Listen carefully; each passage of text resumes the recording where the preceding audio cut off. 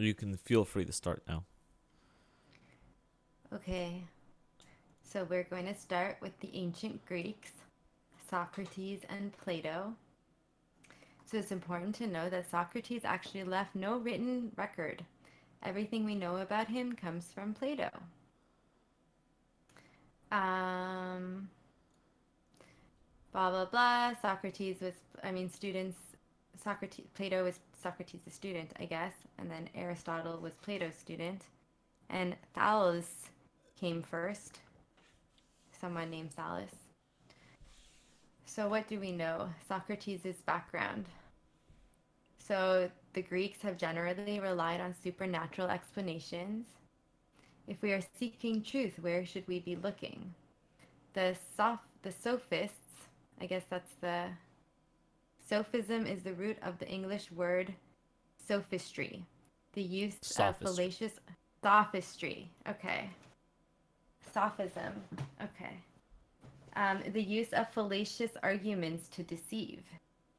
So it's an argumentative fallacy. Yes. Sophistry. Oh, okay. See. So the sophists believe that it was possible to convince someone that something is true, then it is true. For that Wait, let's person say that that they again. convince. If it's possible to convince someone that something is true, then it is true. There is no inherent right or wrong. Truth is relative. So this is the beginning of postmodernism, right from Socrates. Um, you are conscious, so am I. What can you in your consciousness know about my consciousness? To what extent can you feel pain or pleasure that I am feeling? So I don't know what that has to do with anything. Socrates presented the first serious challenge to the sophists. Oh, so he challenged the sophists. Okay.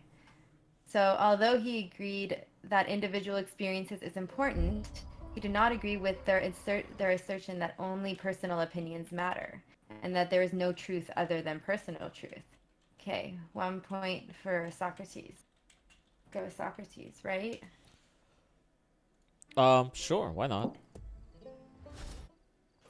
Okay, so Socrates introduced inductive definition as a method to try to uncover truth.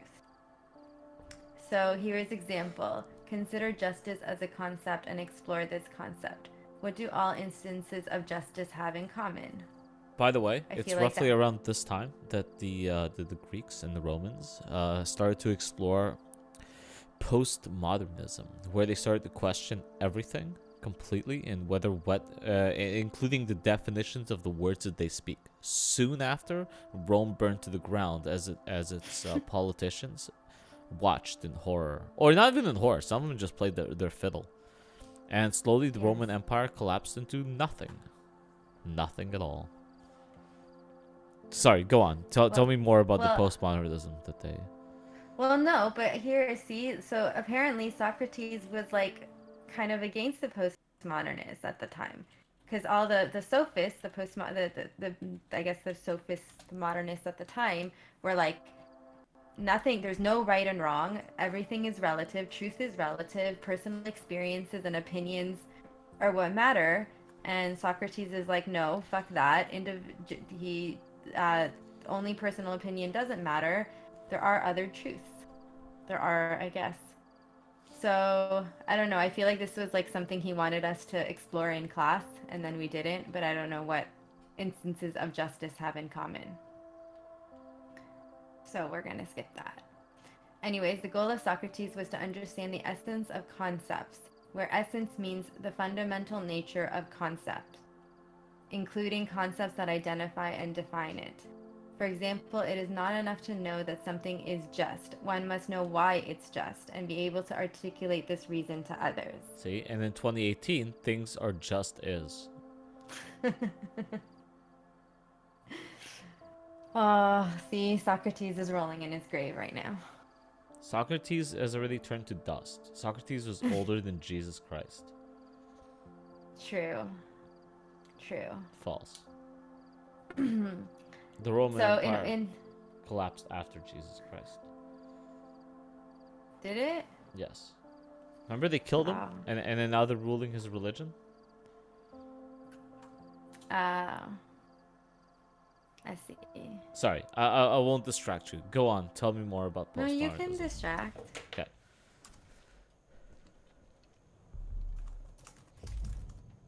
Yes. I really hope the marshal's okay.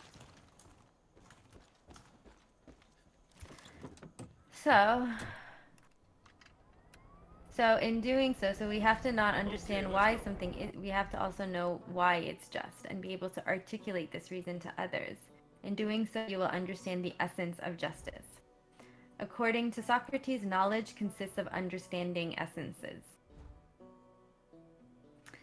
So then came Plato. So there are two phases to the life of Plato. In the first, he was a pupil and a chronicler of both the thoughts and methods of Socrates. In the second phase, Plato, who had moved to southern Italy, was influenced by the Pythagoreans. According to Aristotle, who came later, the teachings of Pythagoreans, this is 495 BCE, had a large influence on Plato's teachings. Pythagoras, sorry. So, after his time with the Pythagoreans, Plato returned to Athens and established the Academy, where his teachings combined Socratic methods and Socratic. Pythagorean philosophy. Yeah, that's it. The Socratic method. The worst method of them all. Do you know what the Socratic method is? No. Look it up. I think it'll be important later on to know what Socrates was responsible for, of all things. The Socratic method is the Eleatic method, or the Socratic debate, is a form of cooperative argument dialogue between individuals based on asking and answering questions to stimulate thinking and to draw on ideas and underlying presumptions.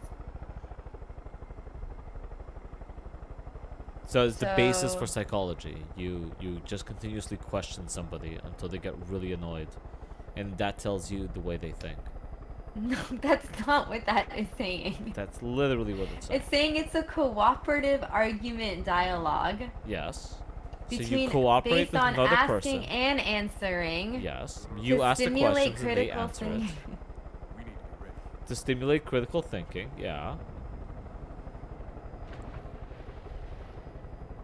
Go So on. there's a lentious argument or disproof or refutation, cross-examining, testing, scrutiny are the central techniques of the Socratic method. Yo, this guy was fucking smart. Sorry, this is a kid's stream. It's not a kid's stream. It's just PG-13. I don't You know. can say fuck all you want just because your cousin's Okay. listening. You'll learn one day. So Pythagorean came up with the Pythagorean theorem, obviously, a squared plus b squared equals c squared. Crucis in the chat says that's a sexy voice. I wonder whose voice he's talking about. I don't, it's probably yours. So more radically, Plato argued that everything that exists in the natural world is an approximation or an inferior copy of its pure form. For example, I am an inferior copy of the abstract form of the human male. Our senses give us the experience of pure form interacting with matter. And matter is always changing, so the representation is approximate. Okay, so that's like, I guess, touches a little bit on like evolution that comes later. That's saying that interacting with matter. Enemy found! So, okay. Following this logic, Plato was able to replace essence, proposed by Socrates, with the concept of pure form. Also, hi, Tanya. Too close. Hello. So form is knowledgeable and exists separately from all its individual manifestations.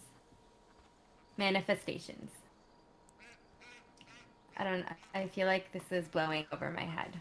But whatever. It shouldn't, because this is what you're going to be tested on. Well, no, it's not generally. It's short answer questions, so I just need to absorb the knowledge and then be able to write bullshit on it. So following this logic, okay, we already said that. Okay, so Plato agreed with Socrates that knowledge can only be achieved by means of reason. Okay, so this is against the postmodernist stuff. He thinks that you need reason. Striving to attain knowledge via sensory experience is doomed to failure. That the best one can achieve is opinion. Got one! You might want to specify on more of what those terms are supposed to refer to, because She started with like- this is all that Play-Doh shit. So you just take it and you mold it in your hands, and you can get it lots of different colors. well, see, that's exactly the issue when a term's not properly defined, when it can easily have other applications, or colloquially is used much broader. Yeah. So, Zeke, all that you missed was that Socrates was super anti, like, postmodernist, actually. And he went against the sophist, who believed that that if it was possible to convince someone something is true, then it is true, and that there's no inherent right or wrong. That's Truth is literally relative. postmodernism. Yes, and Socrates went against that. That's what I just said. And fine. was saying no, that even though individual experience is important, he did not agree with their assertion that only personal opinion matters and that there is no truth other than personal truth. And he introduces inductive definition as a method to try to uncover truth. All right. Okay? We got that Postmodernism straight? bad. Okay, so then we went to Plato. Plato went to Pythagorean and some shit. Okay, and then he replaces so Plato thinks that people have pure forms, so, and that everything that exists in the natural world is an approximation of this pure form. So I am an inferior copy of the abstract form of a human male, and that experiences of pure form, we experience our senses give us the experience of pure form interacting with matter. Our senses, okay. So, striving to attain knowledge via sensory experience is doomed to failure, according to Plato. Okay. Well, I guess because I think he says, like, there's because your also senses a can deceive distinction. you. Well, That- yeah, that's I pretty think there's a postmodernist. distinction to be made, though, between what is considered reason versus empiricalism. This was something True. that I Here, believe Zeke, I'm laymen- going to post the notes that I'm reading, just so that if you want to actually look at what I'm reading. Sure. We are on number... Which one are we doing? Class 5. We skipped the ancients and the priests. We just started with Socrates and beyond. Because I don't think I'm going to apply the earlier stuff to my test. So, okay. And so my prof likes to put it in the context of today's life. What is real news versus fake news? Testimony in the trial. To what extent can you believe what you see? So I guess that's what Plato's trying to say, that you can't just rely on your senses, because your senses fail you. They can be misled. The best sense that fails people the most today is intelligence, or at least just the sense of intelligence that they have. That fails them. No, he very literally quickly. means like seeing, touching, feeling. Yeah, what are all that yeah. feely touchy shit that you guys like. No, like literally the senses, like the 5 senses that you have. Uh-huh. Intelligence is not a sense. Well, people have a sense of intelligence, and they have a sense of their own intelligence, which is wrong. Well, and then when you have a 6th sense, you start seeing dead people. So in Plato's view, there was 2 worlds. There was the intelligible world and the world of appearances. Also, there are objects and states of minds.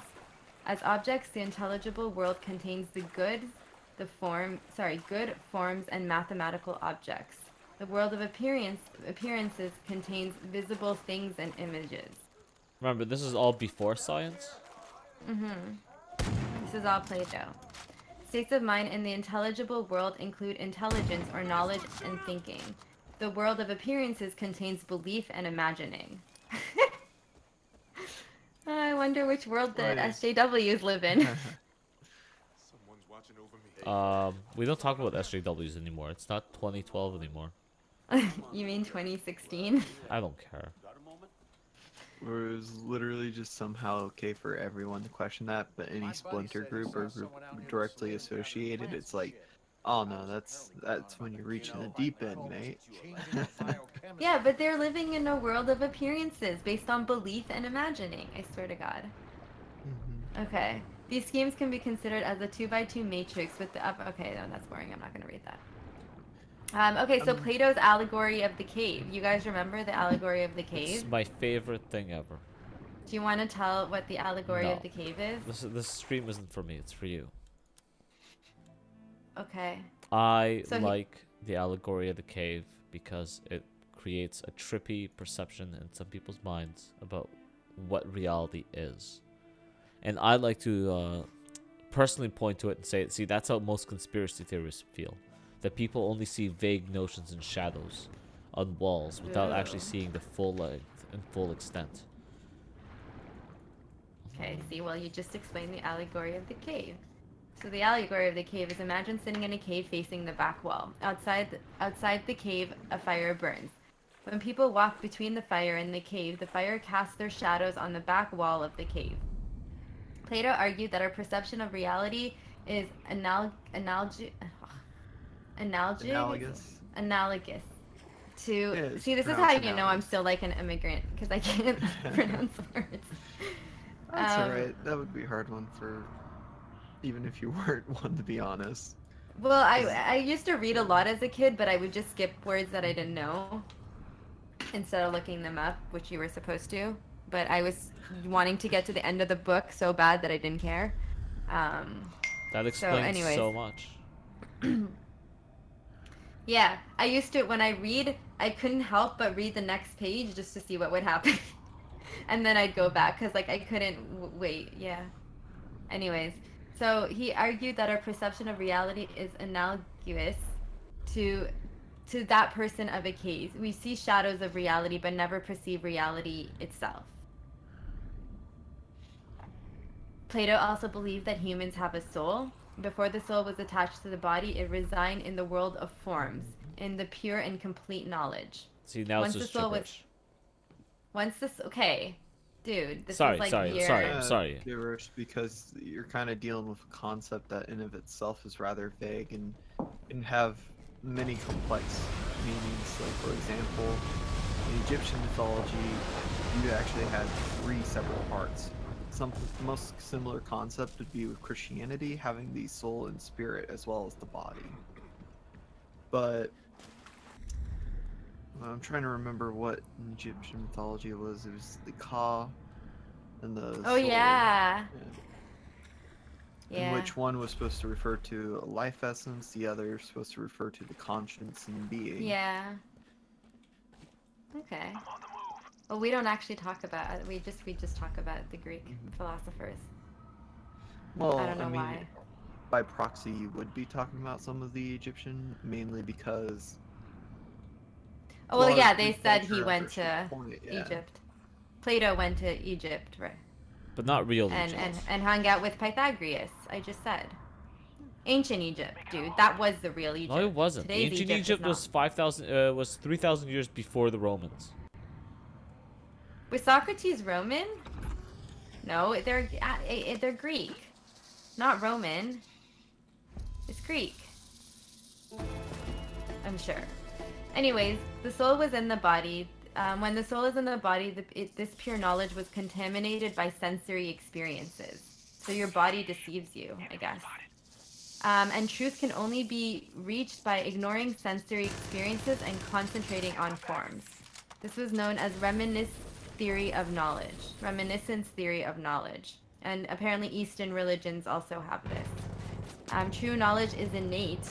Okay, so see, one of my questions is who are the people who were the nature people and thought behavior is innate? Where are you going? Why are you nature? walking away from your microphone? Sorry, I was going to my notes for a second. But I need to just make a note that Plato was a nature person and said that stuff was innate. With that said, I might want to ask what page into this you're actually on. I'm on page 15.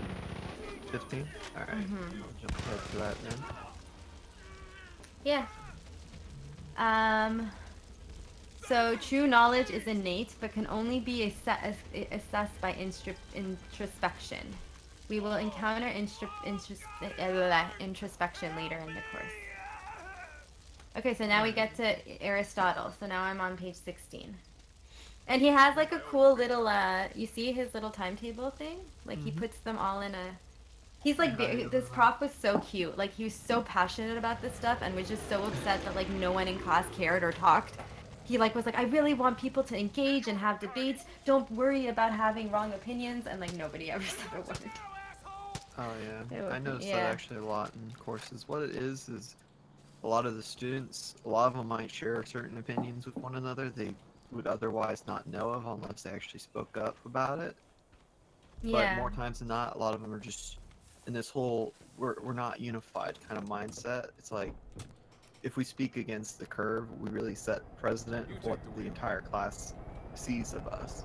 Yeah. It kind of works more as a disincentive, especially if they're expected to do group work. Yeah. Yeah, because they literally have to rely on one another, and if you... We did have to do group works, we had to do group debates. But also, most people weren't paying attention in class, and were doing other shit. That's, like, also the truth. I mean, like, I wasn't. I remember sitting next to someone in a bio class, and when I started college, and one of the first things she would always do would open up Pinterest and just busy looking at different stuff on there. Yeah, well, I was hanging out with you guys on Discord while I was in class, so. Yeah, I've noticed that a few times. I'm guilty of that occasionally. What I moved across the province for, guys. Okay, this is an undergrad class that I just need to pass. My grade doesn't even matter in this. I'll still ace it. Guys, don't listen to her. School absolutely matters. Anyways, dude, I have passed my schools. Don't worry. Anyway, so now we're on Aristotle. Aristotle is a huge figure in Western civilization. He was the pupil of Plato and became the tutor of Alexander the Great. I didn't know that. Yeah, and later, the founder of Lyceum? Lyceum. Lyceum. What's that? I'm gonna go ahead and look it up on a Google search because that's the first I've heard of it too. Loki, you sound like you know what it is. I can piece together words I think sound familiar. Greek. I have kind of an idea of how to pronounce like Greek or Latin terms, but that's because I've had like exposure to trying to study etymology. Oh. Yeah? So we should get Bearden here. He can absolutely tell you the root of all of these words. He'll just say bearded is the root of all. I had him pull a bearded on me one time before about atheism versus anti-theism and nihilism. Yeah, I remember. See why we have that term now? Yes. Okay, so did you look it up? Yep. Definition for a lyceum is a hall for public lectures or discussions. Second one is an association providing public lectures, concerts, and entertainment. Okay, so he was the first founder of like a lecture hall? Yeah, basically like a synagogue except for different. Okay, well, glad that Aristotle shaped the future of how we sit in classrooms. Very important information. So one of Aristotle's claims to fame is his rejection of Plato's idea of forms, arguing that form and matter are related, neither one exists without the other. So Aristotle and Worf. So the textbooks cite the case of Benjamin Worf from 1879 to 1941, an American linguist who proposed the hypothesis that the structure of our language influences how we perceive and conceptualize the world. So I guess Aristotle influenced this guy later in the 1800s. So how we see so language shapes our world. He was influenced by Einstein. Worf referred to this hypothesis as the principle of linguistic relativity. So the use of words, the way to say no, methods of counting, these things shape the way we think, I guess. Well, I think so if you count wrong, you're shaping the way we think. And especially the way you think, because the way you think is wrong. Well, I mean, in psychology, we do actually look at and see how how your language is structured and used actually does reflect your personal beliefs as well as what you would be inclined to hold to or believe. Like a sense of regard for concern or fear of what you might say might force you to start to adopt a viewpoint that is not actually your own, but simply one because that's what you regarded would maintain some sort of status for you, or sense of security and status. Hmm. This was one of the issues that Jordan Peterson brought up with free speech and why he refuses to have what term he refers to someone as dictated by them. Yeah, because it's, yeah. Well, so so this is the fundamental question. Does the structure of our language influence how we perceive and conceptualize the world, or does how we perceive the world influence our language? Well, see, I wonder because language is changing all the time, and like we've been joking about new slang words and how we change meanings of things all the time. So I feel like it would be B more, where the world influences our language and not so much that language. I don't know. There's Well, no answer to this. I'm gonna have to pull a bit of. I'm gonna have to pull a little rabbit out of my hat and actually Uh-oh. make a reference Put towards it back. another. Put it back. Put it back. Put it back in the hat. Put the rabbit back. It can't go back in the hat. But what I was. Hold on. I'll on mute Rocket Mango. There we go. Wait, why is Rocket So, Man going here? He saying- doesn't like psychology. Yes, I do. No, you don't. Isn't Myers-Briggs is technically sociology. No, But that's it's Jungian. related. That's yeah. We'll get there actually. Yeah. Jungian, Like I don't know if we'll get well, get and through. Jungian started out as in psychiatry before he broke off with Sigmund Freud due to disagreements on the basis I know. of human. Yeah. Jung is my favorite. He's my favorite psychologist. What's your MBTI type? No, I none of just this, did it recently, guys. None but of I this. forgot. None of this MBTI bullshit. anyways, we Stop ha- talking about I'm like- drugs. But where was I? I was going to make a comparison with institutional economics using the concept of Veblen psychology. Well, not economics, referring to the evolution of economics or how systems usually work in a two-set system.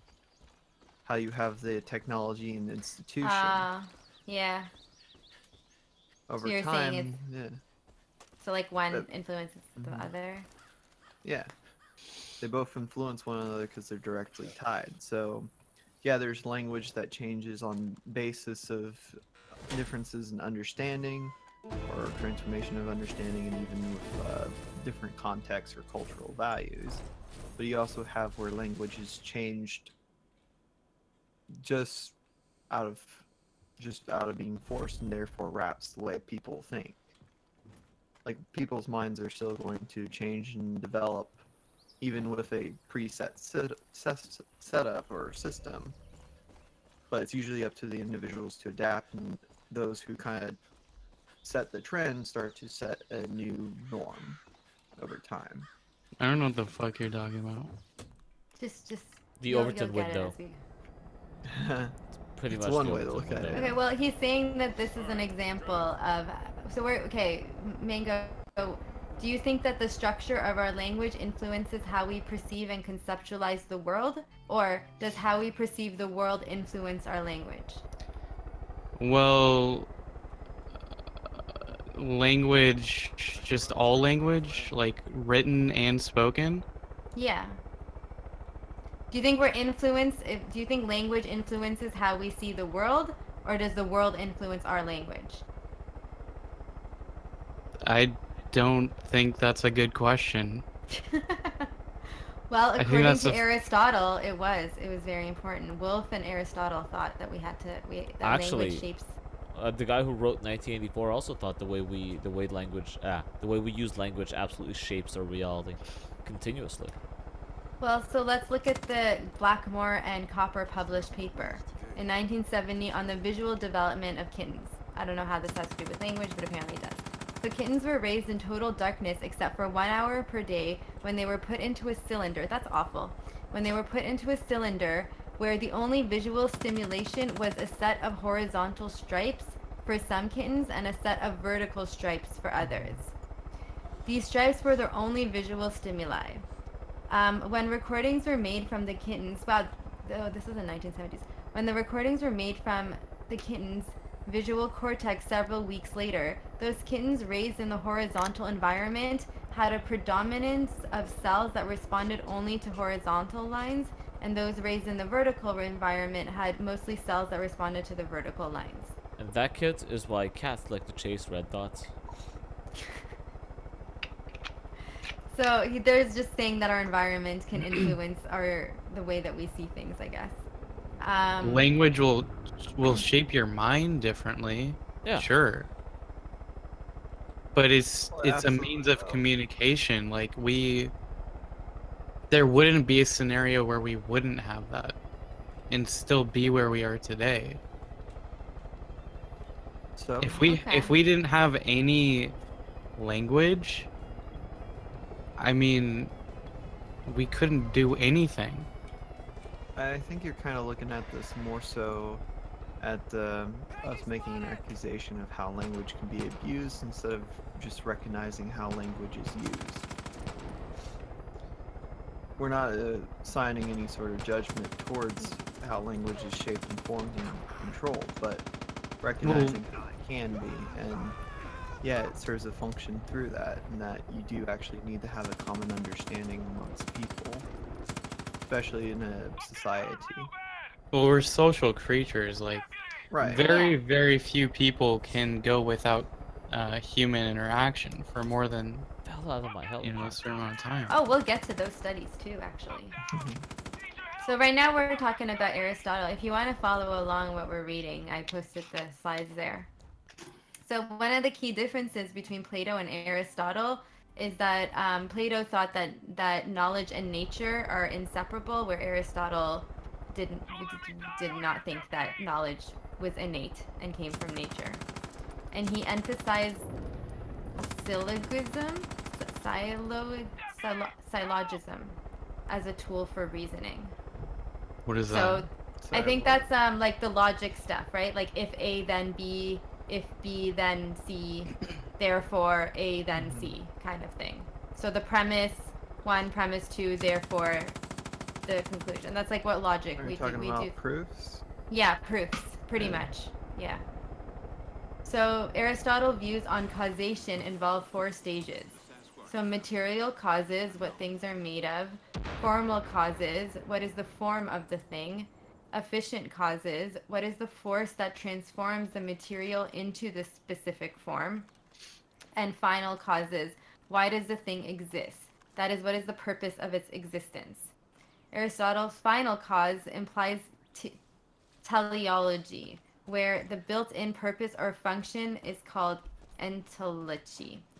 Okay, I'm well, looking that up. That's my guess is it probably has something to do with communication. Yeah, the explanation of phenomena by the purpose they serve rather than by postulated causes. Are we still So, talking about language? no, we're talking about Aristotle's theories of causation. yeah, but I'm looking up the definition for teleology because that's the first I've actually seen that word used. So, according to Where it, the built-in purpose or function, Mhm. the final cause. The final cause is why something exists. So that's teleology, Right. the purpose of something. No, Whereas not etiology is its function. what teleology, from what I can get, is that it's looking for the purpose of it, not Yes. the postulated causes, which Yes. would mean we're looking at what purpose does it serve. Yeah, why does rather- this thing yeah. exist? Yeah. That's final causes. Well, So why does the because thing why exist? it exists could also. Okay, here's the thing about saying why it exists is because I can actually refer to why does it exist as in how did it got there. Yeah. That's why I'm trying to be Well, that's specific what here. he's saying. Efficient causes is what is the transformation of the material thing. So that's how did it get there. So that's the efficient cause, where the final cause is why does it exist? What's its purpose? Mhm. So we're gonna skip elucid because he's not important. Archimedes. Really, the guy Archimedes- who's literally named after lucidity is not important. He did some math stuff and was a co-founder of geometry. And Right, put that's not elements important in at all, each of- guys. Not important. Geometry, math, angles, perception. He says it's not particularly relevant to the course, so I don't need to know it. So Archimedes, another insightful scientist. Archimedes is the most memorable, perhaps especially to Archimedes. Archimedes, for riding naked through the streets and having a screw named after him. Is that true? Yes. Okay. He also came up with the word eureka as he leapt from the tub and ran through the streets because he had just discovered how to measure the volume of an irregular solid. Because his Wow, that penis is was something to oddly be- shaped, so he finally figured out how to measure it. And he ran around yelling, Eureka. yes. No, but honestly, we all know the story. He figured out how to measure, like, water. Or at least measure objects, irregular objects, through literally the milliliter content that they... And he invented a Take out. screw to raise water to a higher level. Yes. Cool shit. So, why is it important? Okay, blah blah. This is boring. The ancient Greeks who advanced methodology. So we're gonna. So that was the first. Okay, so we're done. Slide number 1. I mean, PowerPoint number class 5. The ancient Greeks are important. That's all. And Are you doing a Huh. presentation on this? no, I'm studying for my exam, so I'm reading my notes. Mhm. So now we're doing Renaissance to the Greeks. Post that in there if you guys want to follow. Where? In the chat. In the battlefield chatter. This isn't Battlefield chatter. This is kind of like Battlefield chatter. If you want to know how to psychologically overpower your enemy, at least get to know psychology. Do you realize how much psychology actually goes into jujitsu? A fuckload, No, I because can I tell you never that much. practiced jujitsu. What about any martial arts? Like, No. jujitsu is not the only one that's... Really? Nope. Dude. Well, anyways, with any martial arts, what's known is what you need to learn is how to read your opponents and prevent them from being able to read you. A lot of psychology actually that does like- go into a lot of martial arts. Well, yeah, of course. I've heard about that before, but I'm just like, they don't teach psychology classes like this level, like this in depth, like fucking Dude, philosophizing about shit. Well, this is Well- the history of the course is called History of Mhm. Psychology. So And philosophy, apparently, the since they decided to shove a terms bunch of used philosophy in for there. it, right? Well, this is kind of one of the things I was hoping to kind of bring up too. Is when it comes to debates on different concepts and ideals, a lot of times I try to avoid trying to use a set term because a lot of the times I find that they can be very complex and vague as to what they actually mean. Going back to the debate that me, Mark, Ziggy, and Kelsik had like some time ago, referring to determinism, and I think Geg was involved in that too. yeah. One of the issues with trying to define free will is, well, what are you willing to consider free will? You can get trapped on a lot of terms as to what you can, accept as being one way or another, or to what you try to define it as. For example, with determinism, I thought it was very strange that people were assigning that with determinism, it's also about how you can predetermine based off of individual attributes. You can decide or determine what actions they will do beforehand, which I didn't think was necessary for what determinism's claim is, which is that you can break everything down to how people function by biological processes Yeah. and environments that influence those processes. Yeah. I wasn't listening, but I agree with you. Okay. No, I mean, I zoned out because I was reading this, and I have fucking Asperger's and I can't focus. But no, I think I agree with you. No, yeah, like, yeah, okay, we're all good. Okay. Oh, this I in this usually- slide we look at Occam, like Occam's razor, Loki. What So- are you addressing me for? Okay, so now we're going from Greece to the Renaissance. Okay. So from Greece, so to understand the impact of the Renaissance, it's useful to characterize the times that came before it. The Roman Empire flourished until about 410, when Rome was sacked by the Visigoths, other nails in the coffin were the death of Augustine in 430 and finally the abdication of the last Roman emperor in 476. From this point until about year 1000, literature, philosopher, and science languished. In effect, there was no progress in these areas. So this area from 400 to 1000 is known as the Dark Ages. Oh, see? Like, I didn't actually know that. I didn't know that that's why it was called the Dark Ages. Okay. So then the Dark Ages transitioned into the Middle Ages around year 1000 when the church became a major force. With the possible exception of Charlemagne in France, there was no central government in Western Europe. The church helped fill this gap. Monks, priests, and nobles received some education, typically others did not. The church embarked on a series of costly and bloody crusades to halt the influence of Islam. The only lasting benefit of these wars was that Aristotle's teachings were rediscovered by Europeans. Apparently the Muslims had known them or had them for years. And then there was the Black Death that ravaged Europe around 1350, killing perhaps 50% of the European population. Yep. That's That's metal dark. as fuck. Yeah, so the Dark Ages applied only in Europe. In the Middle East and in Jewish scholars were productive. So now, well, okay. Let's see. Muhammad, born in 570, was a preacher, and Islam spread from Persia to Spain by 660, and an area greater than the Roman Empire. Islamic scholars further developed the works of Greeks, making them compatible with Islam. Scholars like Al-Khwarizmi for his work What? on linear and quadratic equations. So whatever, some guy with an Arab name. Al-Khwarizmi? Khwarizmi something. So he started linear and quadratic equations, often known as the origins of algebra, also known as algebra. That's cool. And alcohol was Oh my invented by God. Muslims too. That's why it has the name al in it, or al. No. Yes. Nah. Beer was invented like all over the Nope, world. I said as alcohol, not beer. Beer doesn't count as an alcohol. Oh, okay. Just like wine doesn't really count as alcohol, except for stupid governments are like, Wait. oh, we're gonna consider it alcohol. Does that apply to alchemy as well, though? Yes. I don't know. So I thought alchemy was because of its Egyptian roots. Wait, What- is this just like a timeline thing? Yeah. It's Oh a fuck, history I'm not of gonna remember psychology. any of this. Are in you like gonna a have week. to take the test? I need like pictures and diagrams to even remember anything. Go ahead. Just try listening. Sometimes listening is a better way of absorbing information.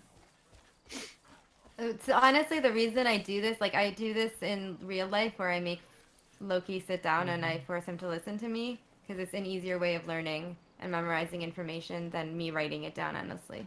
Well, everyone's So- different. There's auditory, visual, and kinesthetic learners, and I'm kinesthetic, visual, and then auditory. Okay.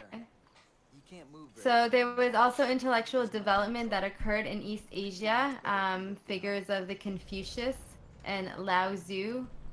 Confucianism and Taoism are traditionally regarded as religions, but now they are seen as secular philosophies, but could also be seen as secular philosophies.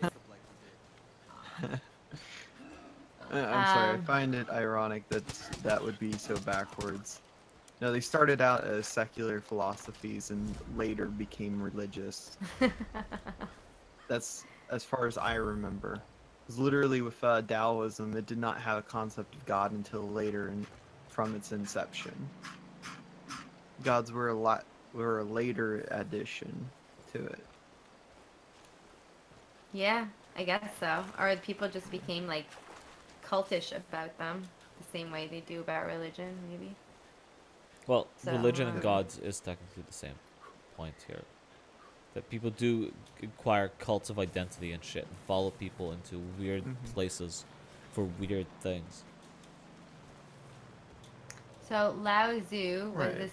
It's kind of more of what gets recognized as a god, because it's such a hard thing when you actually have to make someone pin down, okay, what do you actually define as a god? Because you'll get very mixed results as to what can qualify as one. Take Hindu religion, for example. They have many gods. They have Shiva, Brahma, They and all do the same thing, and for some reason blue They do. or white. Well, they're all a higher But- power. but They're the top they, of the social hierarchy.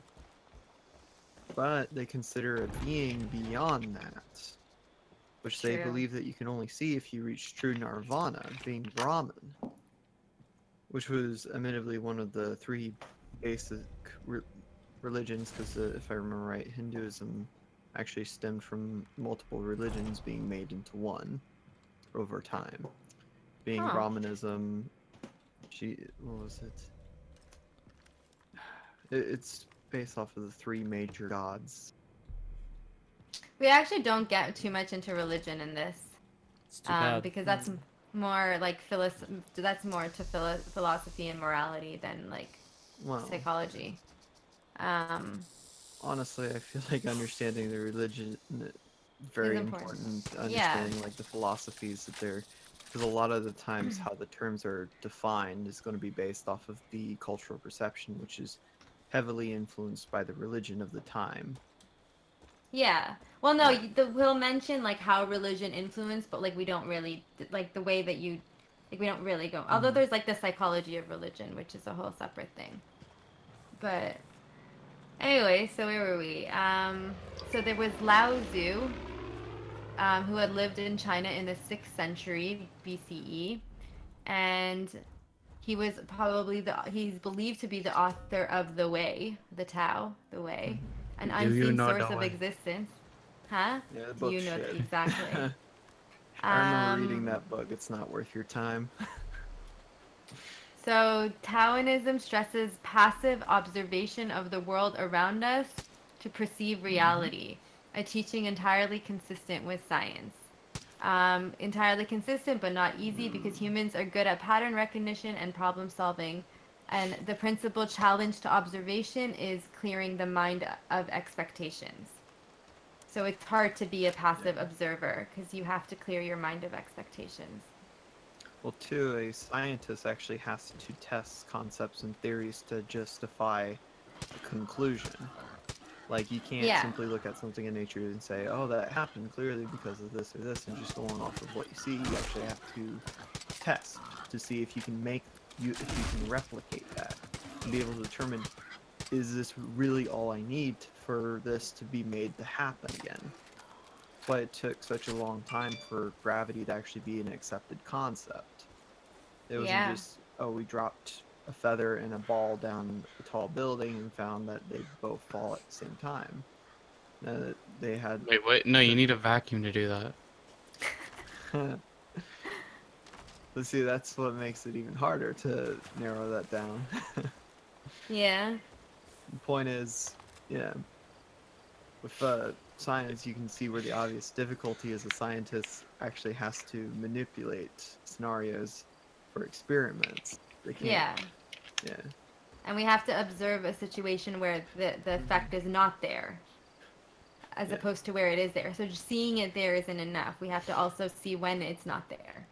So that's why we have to reject the null hypothesis, which comes up later actually. So the Wan Qing Book of Changes uses trigrams based on binary systems like yin and yang as coding schemes to tell the future. And whatever, this is like analogy of polar opposites and equilibriums. Confucius. So Confucius is from 551 to 479 BCE. It's weird that these numbers get smaller, and that's supposed to be later in time. What's weirder is seeing how many people apply the same basic concepts in the West that Confucius came up with, literally based off of a separate experiment, but totally the same whole basis of their ideals. What I remember of Confucius is he devised his idea of how a social order in households was supposed to be based off of what he observed with rats. Yeah. It's really cool that and this is why I really love Young, because we get into his stuff later. He does a lot of traveling, goes to India in different cultures, and he studies all this shit. And that's where he comes up with archetypes and collective like consciousness and universal truth.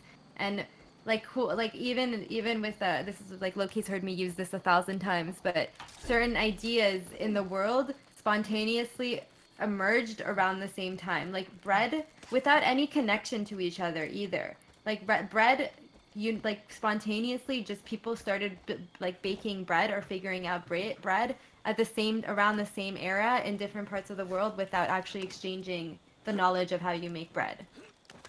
So these are kind of things. Well, this is the evidence where they come out with like these are innate biological things. Like, so this is where the nature nurture. I'll ask you once we go over this. Like, I feel like this is not going to happen today, but we could do part 2 tomorrow night. Sure. I got lots of people to shoot in the face. Okay, because if we do. Are you on go through- PC? Yeah. Oh. See how I smooth could actually my read my mouse is? questions and we could come up with answers for them. Sure. So, anyways, so Confucius introduced a philosophy that proposed a code of behavior for social relations as well as morality of individuals and organizations. He espoused the cultivation of knowledge as a virtue, often using allusion and indirect arguments to teach. He's also widely credited for the source of the golden rule: do unto others as you would want them Jesus done taught to that. you. No, that was Confucius. No, way no, no. I before mean, BCE. Jesus taught that after Confucius. Wait, is that Confucius possible? says, Actually, that brings a question. Would he actually, because around that time with the Yellow Road, allowing free trade and communication from like Rome to China, would that have caused Confucianism to be a possible influence on Christianity? obviously everything Okay. influences. Do you remember that Jesus disappeared for like a bunch of time in his life? So there's a lot of stories that he actually traveled over to China and India. And there are some stories, apparently, of a man named Jesus Christ, or however the hell you pronounce it in Yiddish, who showed up. And, yeah, apparently was there to learn from the Buddha and whoever the hell else was there. Oh. You guys ponder on that while I take a quick bathroom break. It wasn't the ponder. It was something all the new age spiritualists are talking about once they want to talk about Jesus being a space alien. Yeah, there's a lot of. If weird I was shit. a space alien and I found another planet, fuck yeah, I would be like making a religion after me. Imagine you can just do whatever you want, and just like what's his name? Who said that any technology, any high technology. Oh wait. Shit, how does that saying go? The guy who said any technology to a civilization primitive enough will seem like magic. Shit, I forgot how that. I actual don't quote know. Well, goes. yeah, But I think I've heard that phrase used before. Yeah, so if you just come from space or from the future and you want to enslave an entire race of people, then all you gotta do is show them some magic tricks, tell them that you're God, and once you tell them that you're God, you can just do a bunch of different stuff. And with all that stuff that you can do, fuck do I get back up there? Yeah, so they can just worship you and get all the gold. And that's how the Anunnaki came to Earth and enslaved humanity, especially the Jews, the chosen people, to collect all the gold for them until they come back to repair planet Nibiru's golden atmosphere. I know that's got to be a reference to something, but I'm honestly not sure which religion. My first thought goes to the Mormon religion, since that introduces a concept very similar, the whole ideal that God came from another planet, and that if they... No, you... Is that what Scientologists think? Yes. I was referring to Mormons, but... They also think that. And apparently the New Age spiritualists also believe it. So... All I gotta say is, the Mormons, the Book of Mormons, man. That level of science fiction would honestly put some of H.P. what was that? Lovecraft? Yeah. H.R. Hubbard. Oh. Put some of his work to shame. Oh. Okay, so now we're getting into astrology. So earlier we spoke about constellations and making sense of the universe we live in. Because humans are good at recognizing patterns, they often strive to solve problems, and it shouldn't be surprising that systems were developed that use astronomical patterns to predict earthly phenomenon. Dating from the second millennium BCE, astrological systems existed in China, India, Mesopotamia, through Europe and in South America, even in the Incas. And there's people today. I even went through an astrology phase. I gotta say, I felt like I really identified with my horoscope. So I don't know. I think maybe there might be something to it. Yeah, yeah. There's definitely stars out there, and the stars definitely do something. They spin Is that around. psychology or sociology Well, identifying Actually, mechanism? I want to put this to the test. If you had to guess which astrology sign I would be, which one would you guess? Probably Cancer. I was gonna say Cancer too. Okay, you guys got it right, but I was expecting you guys to get it wrong because I was hoping to make a point about not trusting astrology to be able to tell Oh my god, how did we personality both types. think? What I the literally fuck? thought Cancer. That's so weird.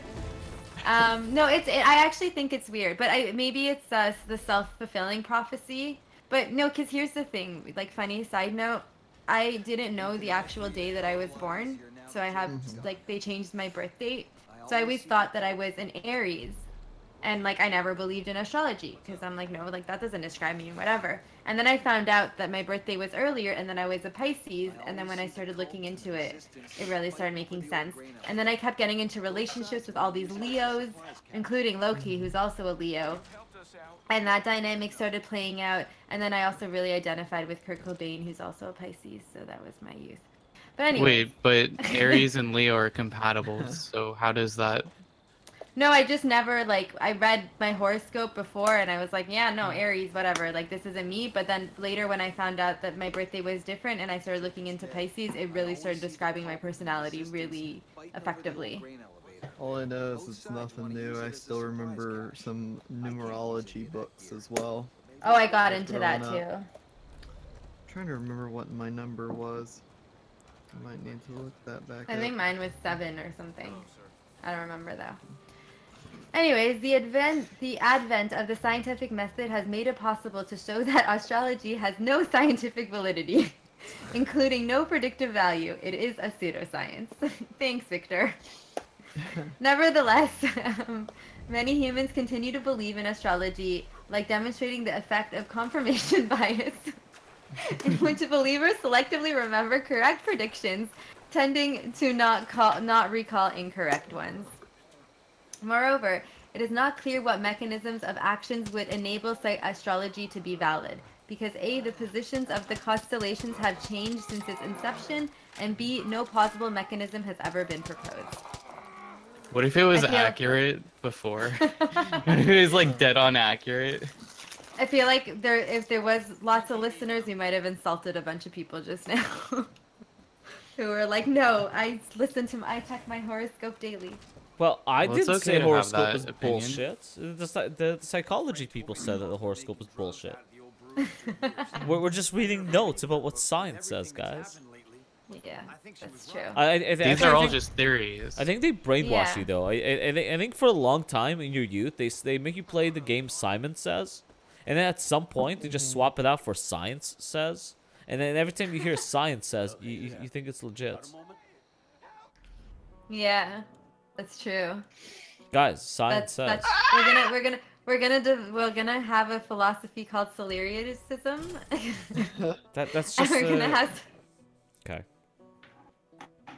No. I think No, okay, some why not? time ago I already made a joke about a Loki cult. The whole idea. Oh, that he's been people saying that follow for 10 behind years. others. That he wants to have his own religion and have a cult. Like, this is not. No, outside. I've been saying that for years. Fine, you can be in my religion. That's cool. No, fuck you. I'm gonna get my cultists to burn down your church, you little bitch. The Church of the Internet? Good luck. Although you guys Whatever are it doing is, pretty I'll have well. them DDoS your website. Do it. It's a waste of resources. I if will. you ask me. They're gonna be like the Far Cry cultists, dude. They're gonna be a militia. Okay, well now we're at Epicurus. I can't say these fucking names. That's because Epicurus. you're from the Middle East. You guys don't have the what's it called, the Spanish? No, what? Latin based That's it. language. Your language isn't based on Latin. If you get a Yeah, language but you that understand is that, based like, on I Latin, don't know. Is it that- Epicurus or Epicurus? Epicurus? Ooh. Epicurus. What a shitty name. Epicurus? I don't know. So the Epicurus. which we're gonna just call him Epi for short. So the EpiPen? My boy EpiPen. So our boy Epi. The philosophy of Epi followed the atomism of Democritus. So Epi followed Demo, but without the determinism of Demo. So Epi, the atoms made up of our body move freely, supporting free will. Moreover, when we die, our atoms continue to exist and are rearranged in some other configuration, but without transferring our knowledge. Wow, that's deep. What the fuck does that mean?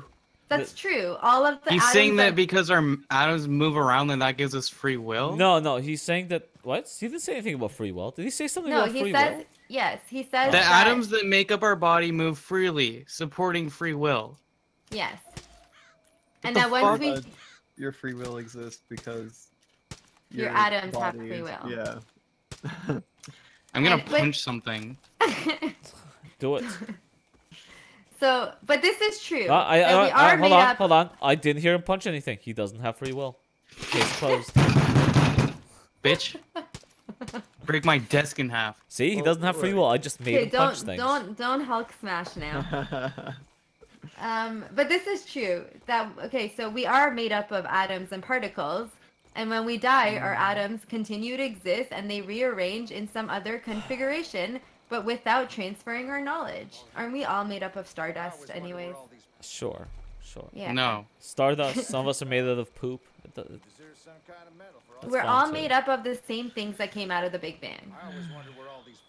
But Anyways. everything came Not, from the Over Big like, Bang. long if- periods of time and having next to no relevance towards what it Why is there so no, many but Asian everything people in is this made game? out of the Big Bang. Like, it's not important if everything else is made out of it. Guys, I'm hanging out in the hills of South Montana, maybe even the mountains, and there's so many Asian people walking around. I don't understand why. Are the Asians invading the starting video a- games too? No, They they're starting are. a subcult. Look at them. There's like hundreds of them. They could easily just overtake the cult I'm fighting. If Guys, they all... I've been saying the Asian invasion is happening. Oh my god, you just I have thought to it take already to a racist happened. place. So Olympian gods. Okay, Olympian gods existed, but didn't bother with humans who are not affected by the supernatural magic and astrologies. Epi advocated living in moderation to savor life, avoiding excess. Reason and choice, not impulses, are needed for a balanced life. So at that time, the idea was that the gods of those times didn't like give a shit about humans. They just existed on their own. I guess. Is that what they thought about It's the fucking is that- I depressing. I guess know. But so he's saying that we need to save your life and we need to avoid excess, live life in moderation. See, these things still hold true. And reason and choice, not impulse. No, don't act on impulse, act on reason and choice to have a balanced life. Dude, like that's good shit. Okay, This is borderline sociology. I know. But we'll get to the psych stuff. But remember, This is like- sociology was developed from this. This is some ancient Right. wisdom shit. And then people are like, Yeah. I'm going to write a book. I'm going to credit myself and my friends on it and pretend like I came up with all these things. And I'm going to change my name to Sigmund Freud. And it'll be fun. Hey, don't hate on Freud. Sure. He's sure. should awesome. probably- Isn't Freud the one that was Here. interested in mollusks? Look, Was that him? No one knows that Mm. apparently. it You know, I takes- don't mollusk know. collection. Oh, really? Hold on. Tanya Burton He just also informed us. had a Tanya cocaine Burton addiction. just informed us that that Korea launched a missile that broke in midair and landed in one of its own towns. Just Did it a piece- explode? serves them right. I don't know. I don't know. Let's find out. Tanya, did the missile explode? I'm just reading what's in the chat. This What a is, Oh my fucking God. joke. it's North Korea, guys. It's all a joke. Oh. Are you streaming just in Twitch or in YouTube No, both too? YouTube and Twitch. Most of my interaction is coming out of YouTube. It's weird. Can Twitch you gives post me. the link? Because I It's- don't have it. Oh my God, Ezekiel, can you give her a link? Of the To the YouTuber. YouTube. Hold on. To Twitch YouTube. automatically posts in here, so My wrist fucking Also hurts. does the YouTube. no, it doesn't. I didn't set it up to post it YouTube. does. It was too much effort, and I don't care about Oh. YouTube. YouTube's oppressing me. Alright, Guys, you follow want me to on just Twitch. post it in the where I'm not the following you follow on me anything. there. Fine. Don't follow me. Start your own rival cult. Battlefield feed. We'll fight it I out. will. I will overthrow you. I'll DM it to her then. So do you want to talk about the Arab invasion? Yeah, Yay! Arabs are hot as fuck. So IBN Rush. Ibn Okay. Russian. Okay. The Arab Islamic conquest swept across North Africa into the Iberian Peninsula. Peninsula. So Spain. Peninsula. Not Venezuela. I don't know. Pronounce Ibn Rushd. Ibn Tanya's Rushd. saying Yeah, that Yeah. sounds. it that fell sounds- into its town and blew up. It's not fake. Ibn Rushd. Did anyone get It blew hurt? up? It blew up. It was a. Did it say it was a nuke? No, I think it was just. I don't know. No, it didn't say it's a missile. nuke. It It was was a just a missile. missile. Oh. But they have been testing nuclear missiles, so who knows?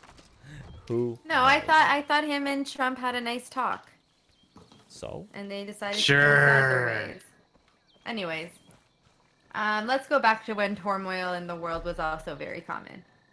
So in the Iberian Peninsula, Spain and Portugal seizing almost complete control by 718. Much of Spain was under Muslim rule until about year 1250. At the time, Christians controlled most of Spain except Granada, which was Muslim. And I've actually been to Granada, and the Arab influence there is really still pretty intense, which means they have really good shawarma and falafels in Granada. Just saying. I want chicken shawarma right now. Granada is actually one of my favorite cities in about chicken the shawarma. world. Ottawa it has was some really- amazing shawarma places around on every fucking corner. It's like the only thing they have to eat here. Ugh, this makes me want to travel again. I just fucking love This is history just and making me traveling. hungry again. Siggy, make me some shawarma. Granada. So Averroes, Granada is gorgeous. You should go visit if you can. It has one of the 7 wonders of the world too. It's like this huge ancient kingdom. I forget what it's called though, but I have to look it up again. Anyways, Averroes, whose Muslim name was, what did we say? Ibn Rashad?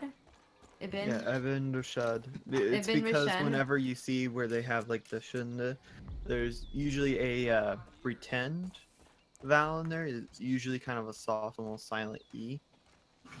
So Honestly, what's with Muslims and math? For fuck's sake, that's why like math is so important in my culture. Like they just keep pushing that shit down our throats. So he was born in Corbida and South Central Spain. Wait, are you just gonna gloss over that? You don't think Persian people want to know the count their money? No, but a lot of like math stuff came out of Muslims. well, Okay, think sure. of We just where said the they came Qur'an. from. But see, this is the problem. They developed math after after Muhammad promised them virgins. Now nobody can decide on how many No. virgins they can get. Yeah. Well, okay, yeah. Well, there's plenty Any- of virgins. They're all it. I want virgins. There's only 70 No. that you get. Come on, guys. Vir- There's it's it's a 72. concrete amount. 70? I bet. I'm running a 72 train I on thought. them. Yo, they'll run a train on you. Mega, Anyways. as long as I've known you, you definitely don't want a virgin. A polymath, he studied and wrote philosophy, music, and mathematics. Because of his work on Aristotle's teachings, Ibn Rushd was known in Christian Europe as the commentator. He was largely responsible for the revival of the popularity of Aristotle in the Middle Ages and supported Aristotle's teaching against attacks by Islamic philosopher Al-Ghazali. Yeah, you actually pronounced that one right. Yeah, because that's How my do you people. know? So a contempt. Okay, so now it's Medinus. Mamundinus. What nationality is he from? I don't know, but he also seems Middle Rabbi. Eastern. Okay. Oh, Moses? So known as the Rabbi of Moses ben Mammon. So Mammon? Mammonides. Mammonides. Okay. Mammonides. Okay. There we Okay. go. Man, So now, titties. so now we're in the year 1135 to 1204. Anyways, a contemporary of Ibn Rashad was Maimonides, who was also known as the Rabbi Moses ben Mamun, who was also born in Cordoba. The works of Maimonides included the guide for. See, now you're gonna remember this forever, Rocket. The guide for the perplexed. He wrote the guide for the perplexed. So my man Mao, my man, we're just gonna call him my man. It's your boy, My Mal. man. Designed to assist scholars struggling with reconciliation of science, philosophy, and religion. In a manner analogous to Ibn Rashad, he tried to reconcile Jewish texts with science, noting that some Talmudic passages were consistent with rational thought. My man, a physician. He tried to defend Jews to claim that they might have some rationality in them. My man, a physician, studied the relation between living ethically and enjoying mental health, a precursor to the approach of treating psychosomatic illness. William of Ockham, your favorite. It's not my Okay, favorite. so this is in your... William Occam's razor? Yeah. So 1287 to 1347, William of Occam's is famous for one thing. What's that, guys? Inventing the computer? Okay. Occam's razor, I can still never get this down, but Occam's razor is a decision-making tool that states, paraphrased here, that in the face of competing explanations in an event, the explanation requiring the fewest assumptions is the preferred mechanism. Which, Normally can you say that translated in... to, the Yes. simplest answer is normally the right one. Yes. So, although he had other achievements in his life, his legacy is Occam's razor, a tool that forces decisions to favor parsimony. Paraphrase, this principle says that if one's confronted with two possible explanations for the event, choose the one that makes fewer assumptions. So Yes. the simplest explanation Is the normally one the you right wanna one. go with. So now we're at the Renaissance. Do you guys have thoughts on Occam's razor? Don't cut yourself shaving. Look, if you gotta trim the fat, do it, and try and get rid of the shit that's actually fat, not whatever the hell people, or whatever you're trying to spin.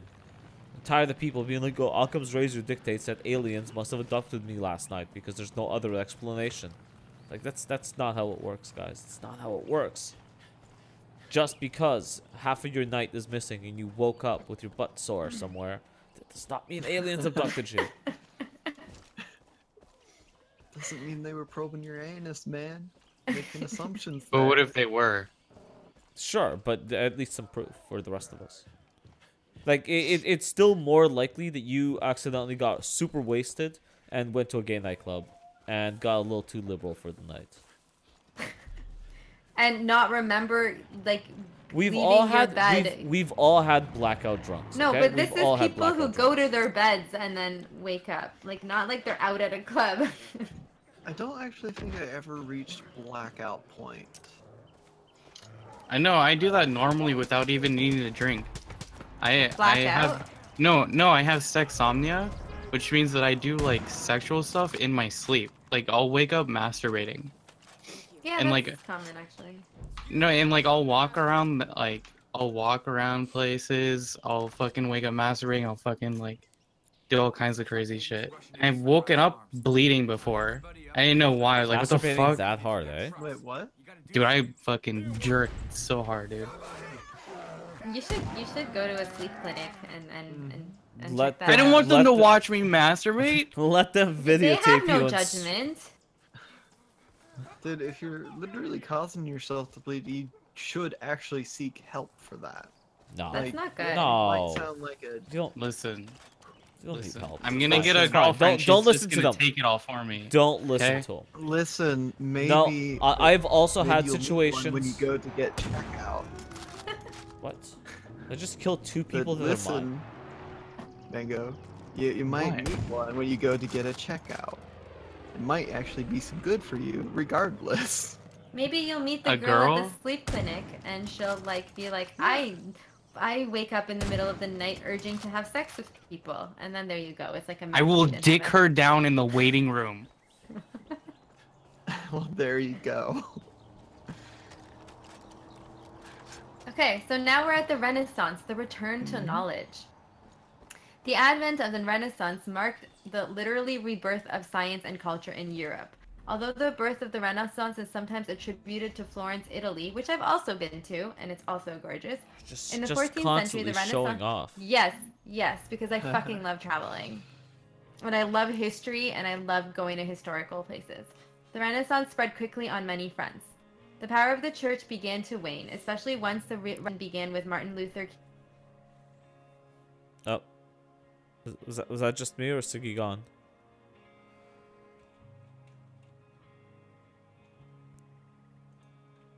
No, let me reset that so you guys can hear Siggy again.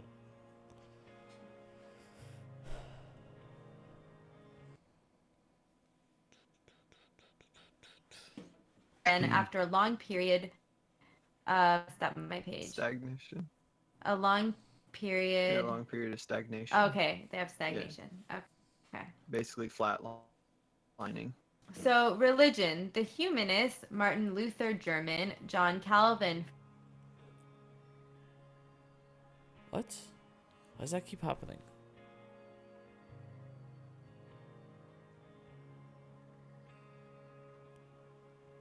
Sorry guys. We'll go back to listening to Siggy in a second. Oh right, because it reset. Wrong Martin Luther. Remember, Martin Luther is a pretty popular name that's been around for a very long time. Yeah. I didn't leave. I'm resetting.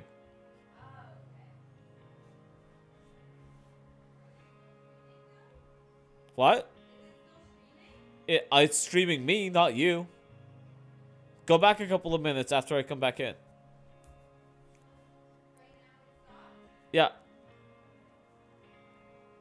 There it is, I'm back. Okay, Loki's back on, yeah. No, I'm just telling Siggy, I reset. Because Discord is acting funny. Aliens abducted the stream. No, the aliens didn't abduct the stream. What happened? No, if the aliens abducted this stream, then I've had a number of streams abducted by aliens.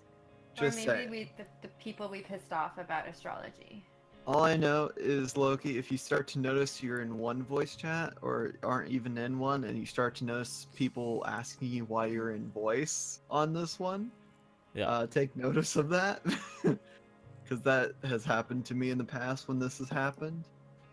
I've had a few interesting moments where I'll just find out, oh fuck, I'm on voice? Now the weirdest one was actually when I was somehow on voice, not only on this server, but at the same time on another server. Oh. That's... Yeah. No, that was happening a while ago to DA and a couple of other people. I'm like, why are you guys in voice? They're like, we're not in voice. I'm like, oh, you were here for like 40 minutes just sitting and listening.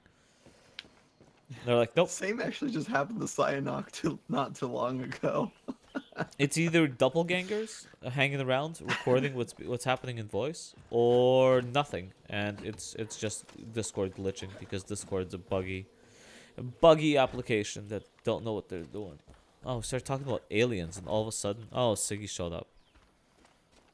Okay, never mind. I got excited that someone new came to listen to us, but it's just Siggy coming to talk to the chat. Yeah. Sorry to disappoint. Well, I know you. I'm already talking to you. Okay. This is actually like really helping me remember shit. So, thanks All guys. Okay, so now we're at the Renaissance. People and the developments. So, religion. Humanist Martin Luther, German. John Calvin, French. Thomas More, England. Zwingli, Swiss. And Erasmus, Dutch. Yo, Aerosmith? Yes, Okay, Aerosmith. That will forever be his name. Now see, now I will See- always remember that. Fuck. What page? So we're Wait, on. where are we? We're on page 17. We're almost Okay. done this live, so we'll go to the next one soon. Oh, that's Aramis. Yes. Aerosmith. I like it. So science and engineering, these are the people who developed religion. Those are the people who contribute. And science and engineering, we had Leonardo da Vinci, who contributed. We have Copernicus? Copernicus. Cockblock? Copernicus. Yes. No, it's just Copernicus. Yeah. Seki, why do you not know to say Galileo, Copernicus? and now he's just like naming names, so I don't care for any of this. This is not useful What, to me. Tycho Brahe? Oh, Tycho Brahe was known for creating the globe, wasn't he? Maybe. I think so. It was a Johannes Kepler. Johannes Kepler. Wait, Yeah. Kepler, that's a thing that I can't remember. It sounds like something familiar. Mhm. Francis Bacon, empiricism. Versailles. Does vernaculism come Versailles. from that? I don't know. Anyways, these are famous people who did lots of cool things. Leonardo da Messi, Boccielli, Bach in art, Boccielli. literature, Dante, Shakespeare, Marlowe, Spencer, Thomas More. These are all people who are important in history. People, just remember Yeah. they're important. Oh, this is so fucking good. Okay, Oh. and the next few slides are like dumb shit that I'm not gonna read. So let's move on to the next one. We are now in philosophy and science. We have gone to class 6, guys. Hold on, no, I'm posting that in the wrong place. Class 6, no, philosophy and science. No yield. Okay, so we're going to cover a bunch of people, including Galileo and Descartes and Newton and some others. So, the book of Genesis. That's where we're Wait, gonna I think start. you went a little too far back. No. Next in this history of psychology is the book of Genesis. And then God said, "Let us make humankind in our image, according to our likeness, and let them have dominion over the fish and sea, and over the birds and air, and over the cattle, and over all the wild animals of earth, and over every creeping thing that creeps upon the earth." That's what God said, guys.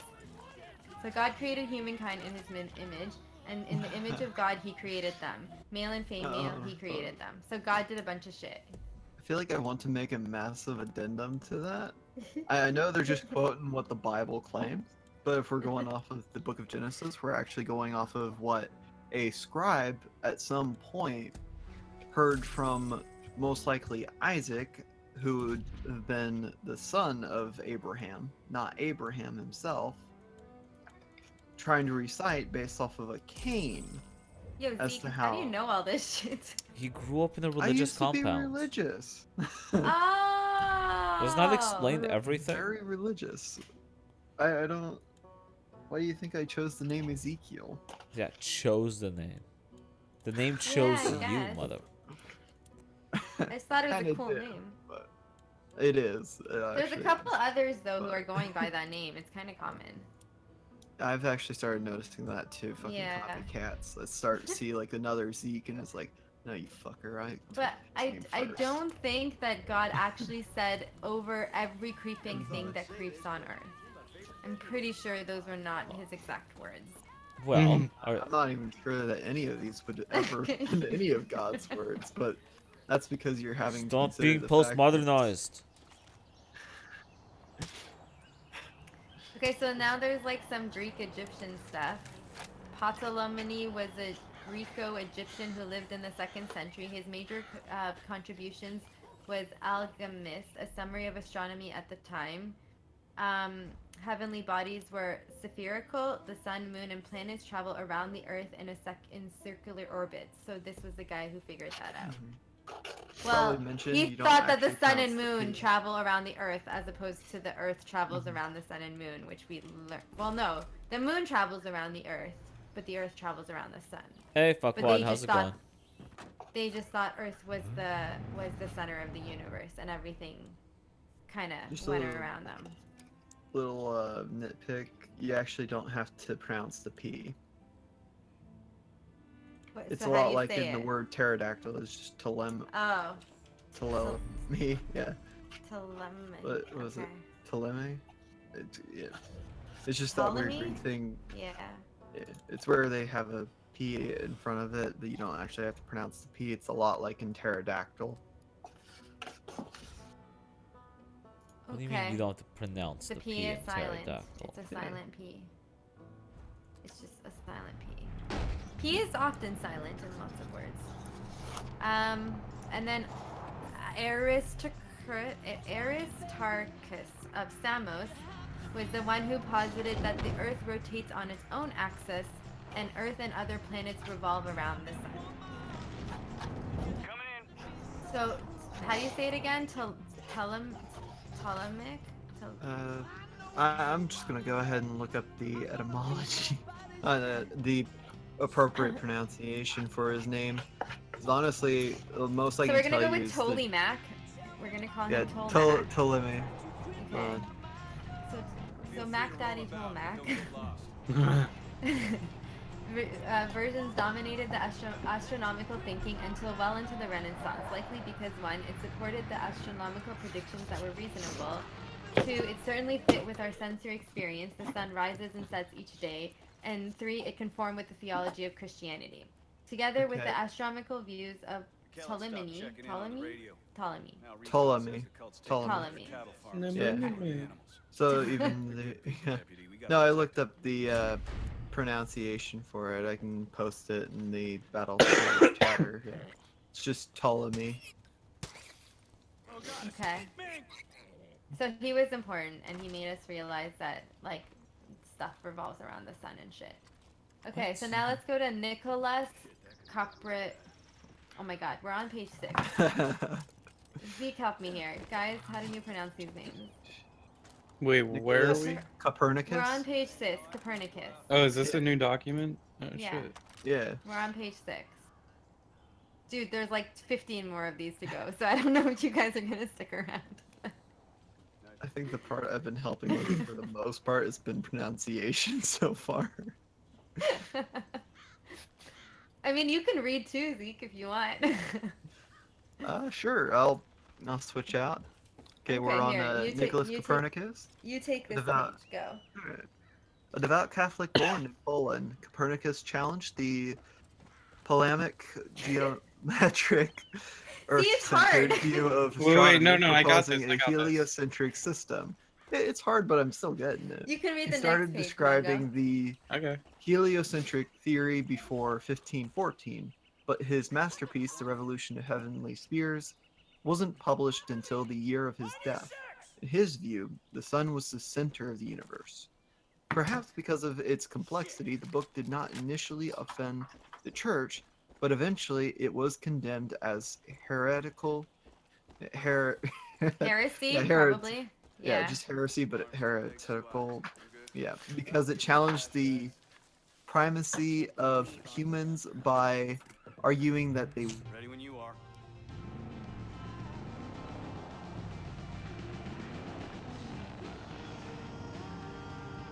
Uh-oh. Oh, my shit froze again. See, this is why I can't be a teacher, because this is how I would teach my kids. By making them live stream video games? Well, Make them go through their Here, assignments. read the last thing on Copernicus, and then Mango, you Okay. can read Galileo. All right. Then go page final 7. part. The heliocentric. Okay. I was scouting the drug See, it's hard. So- Just The heliocentric theory. The heliocentric theory posited by Copernicus was not only condemned by the Catholic Church, but was also rejected by leading Protestants, including Martin Luther and John Calvin. Martin Luther King and John Calvin Klein. You're not gonna finish for me, okay? Okay. All right. Mango, Make your way go. to the bots channel in Palazzo de Autismo. Let me just warm up my voice really quick. You're gonna make the bots read this. Yep. I'm not in that server, so you guys have fun. Just gonna sit here in silence.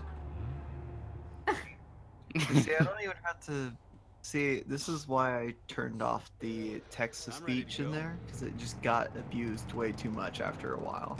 Like, okay, I was good with people doing whatever. Wait, with it it. It was stopped? okay at first. Then it was like, you know what? No, you guys took it too far, okay? Just got abused. Okay, well the robot's not gonna help me memorize, so I'm gonna continue reading. So Galileo, his last name was Galilei. Really? Galileo Galilei? Really? Really? Okay. Despite coming from an impoverished background, Galileo became a professor of mathematics in Pisa at the age of 25. Galileo had a mechanistic view of the universe, seeing it as a machine that followed mathematical laws. His achievements are numerous. Contrary to Aristotle, he showed that heavier objects do not fall faster than lighter ones. So that was him. And he argued forcibly in favor of Copernicus' heliocentric theory. He refined the design of the telescope and observed the 4 largest Galilean moons of Jupiter, which are named Galilean moons of Jupiter. which have names that are also hard to pronounce, so I'm not going to read Gay them. mead. Yeah, Ganymede. And he observed the stars in the Milky Way not yet visible by eye. Galileo argued that objective reality exists whether or not it is perceived by anyone. Okay, so he's also against the postmodernist shit. There is an objective reality, and its primary qualities include, among others, being capable of being described precisely in mathematical terms. The senses contribute secondary qualities, including the subjective experience of color, sound, and temperature. He also argued that our conscious experiences consist mostly of secondary qualities, which cannot be described in terms of mathematics. Therefore, consciousness cannot be studied scientifically. So the only things that can be studied are primary qualities, and are only things that can be described mathematically. So quantitative research, I guess, is his own way. But then there's like probably debate about this, because like, is color primary or secondary? What's primary and what's secondary? Well, there are primary colors and secondary colors. No, but he's saying like secondary qualities are color, sound, and temperature are secondary qualities. But like what's primary? Like weight?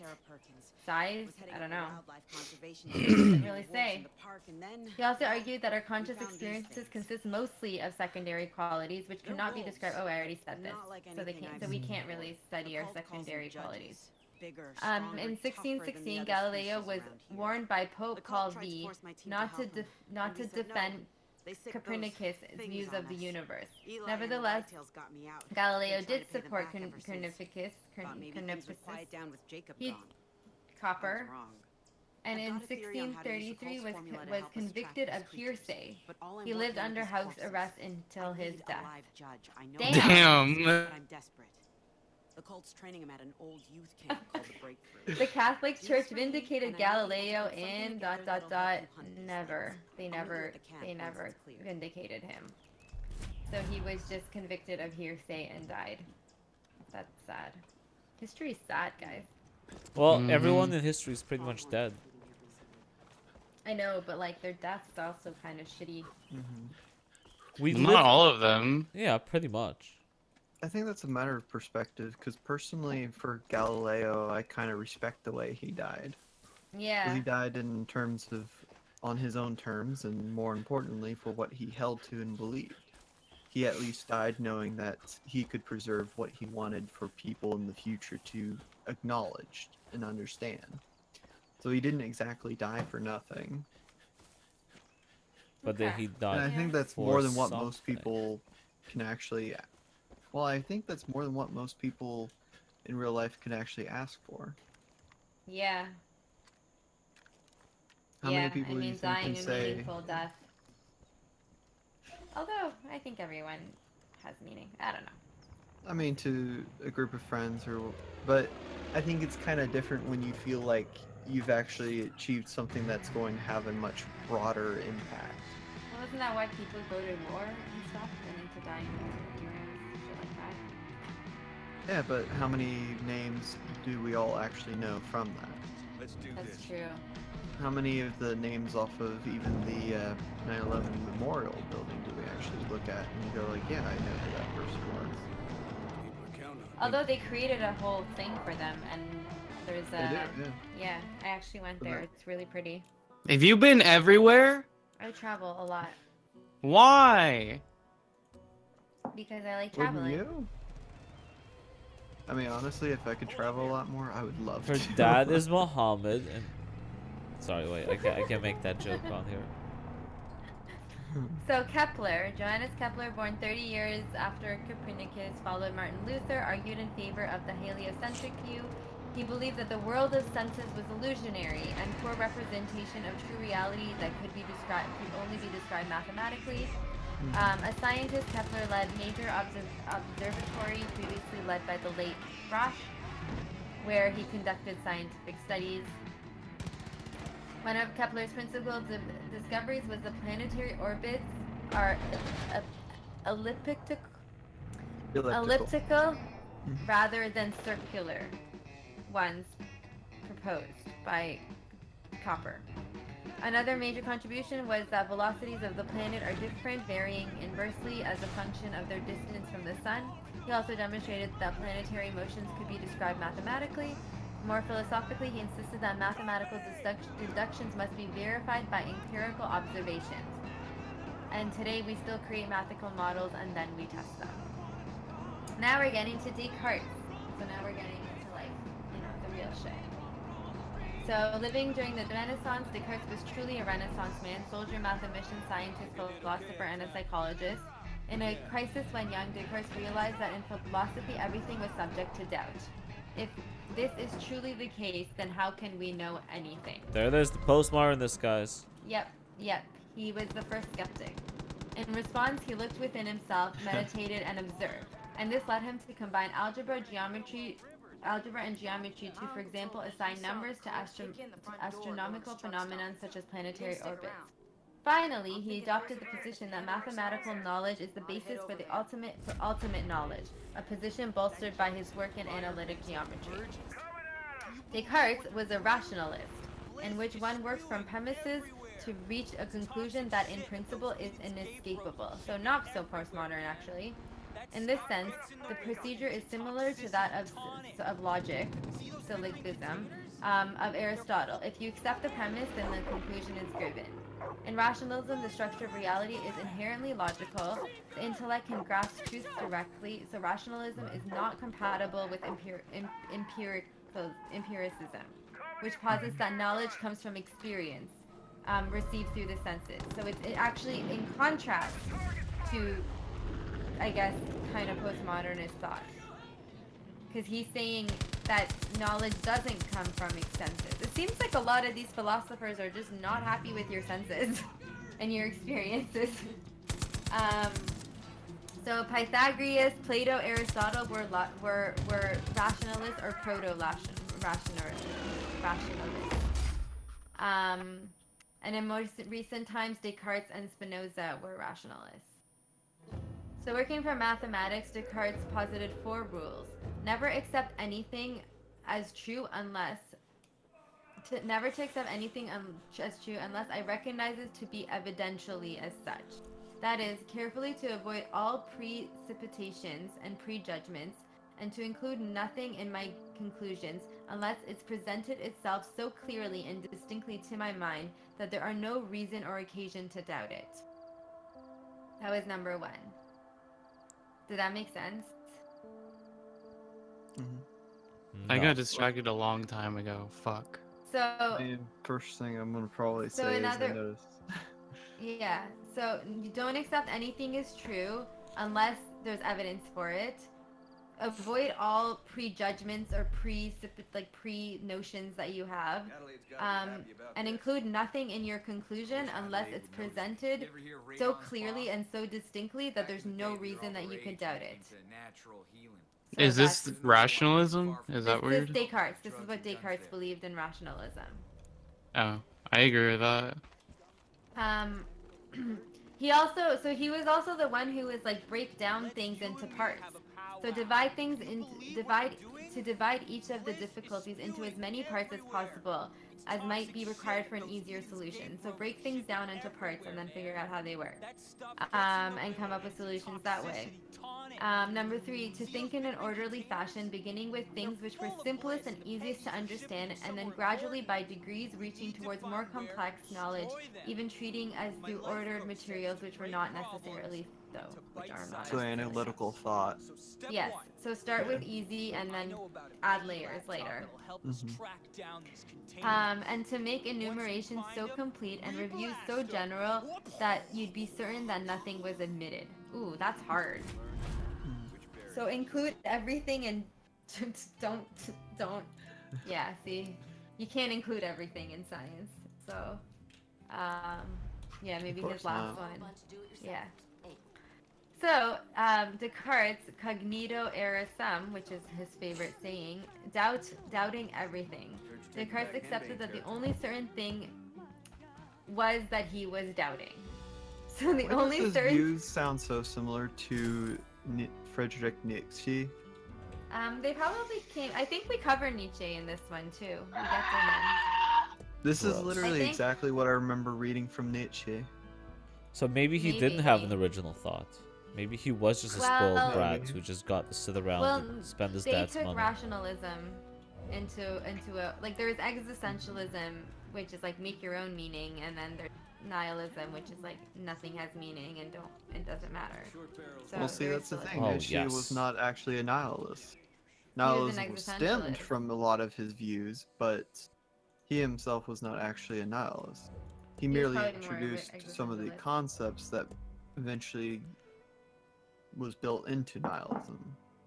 One of the most famous works that he wrote that was credited for founding nihilism was God is Dead, but Yes. like even that wasn't exactly nihilism in of itself, because what he was presenting with that was not there's a meaning in nothing. It's just there's no meaning in religion. Maybe. Well, no, what he was presenting is that a lot of science and modern day technology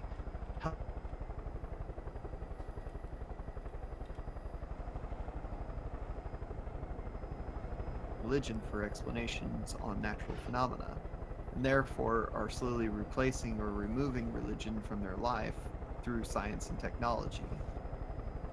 and it's like that was losing what your God is. religion. Like, That's what he meant when he said God is dead, for we have killed him. I've got We have Yeah. found ways to cut what we used to rely on God for in our lives. Therefore, those are no longer a part of it. People have been trying to catch old Ragnar Yeah. for ages, but he's damn. but you can also see He how likes to like hang out by that losing your little island religion and over something you yonder. believe can It'd be good for morale detrimental if to someone people. finally caught him.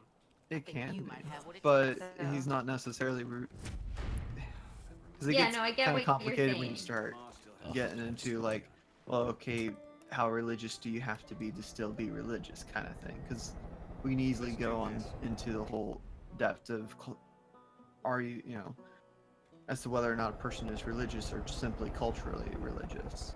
Yeah, that's true. Well, I guess Nietzsche and I mean Dostoevsky also took their theories from Descartes, probably. Hmm. So I guess I guess Descartes believes that the only thing that you can be certain of is doubt. That's pretty much it.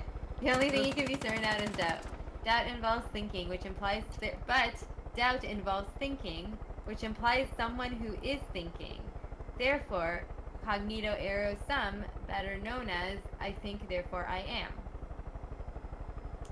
Which means that the only thing you can be sure of is your existence, because you are doubting your existence, and you have to exist to have doubt. To doubt your What? existence. It's What? like inception. Yes. So, although an imperfect human, Descartes realized that he had some ideas that were perfect. Reasoning that something cannot arise from something imperfect, he regarded as innate ideas. These innate ideas came from God, so he still believes in God. Nevertheless, even our sensory inputs are needed to be analyzed rationally to ensure it was valid. Therefore, the method of Descartes relied on intuition and deduction. So therefore, the method of so a mind is both unbiased and attentive a mind that is both unbiased and attentive comes to a clear idea. That is, an idea whose validity is certain by intuition. Okay, see, that's where he loses me. I liked your other shit, but then your intuition stuff. I don't know. So, Descartes and psychology, the mechanism of neural conduction was hydraulic, as evident by the ventricles in the brain, which contained animal spirits. That's what he thought.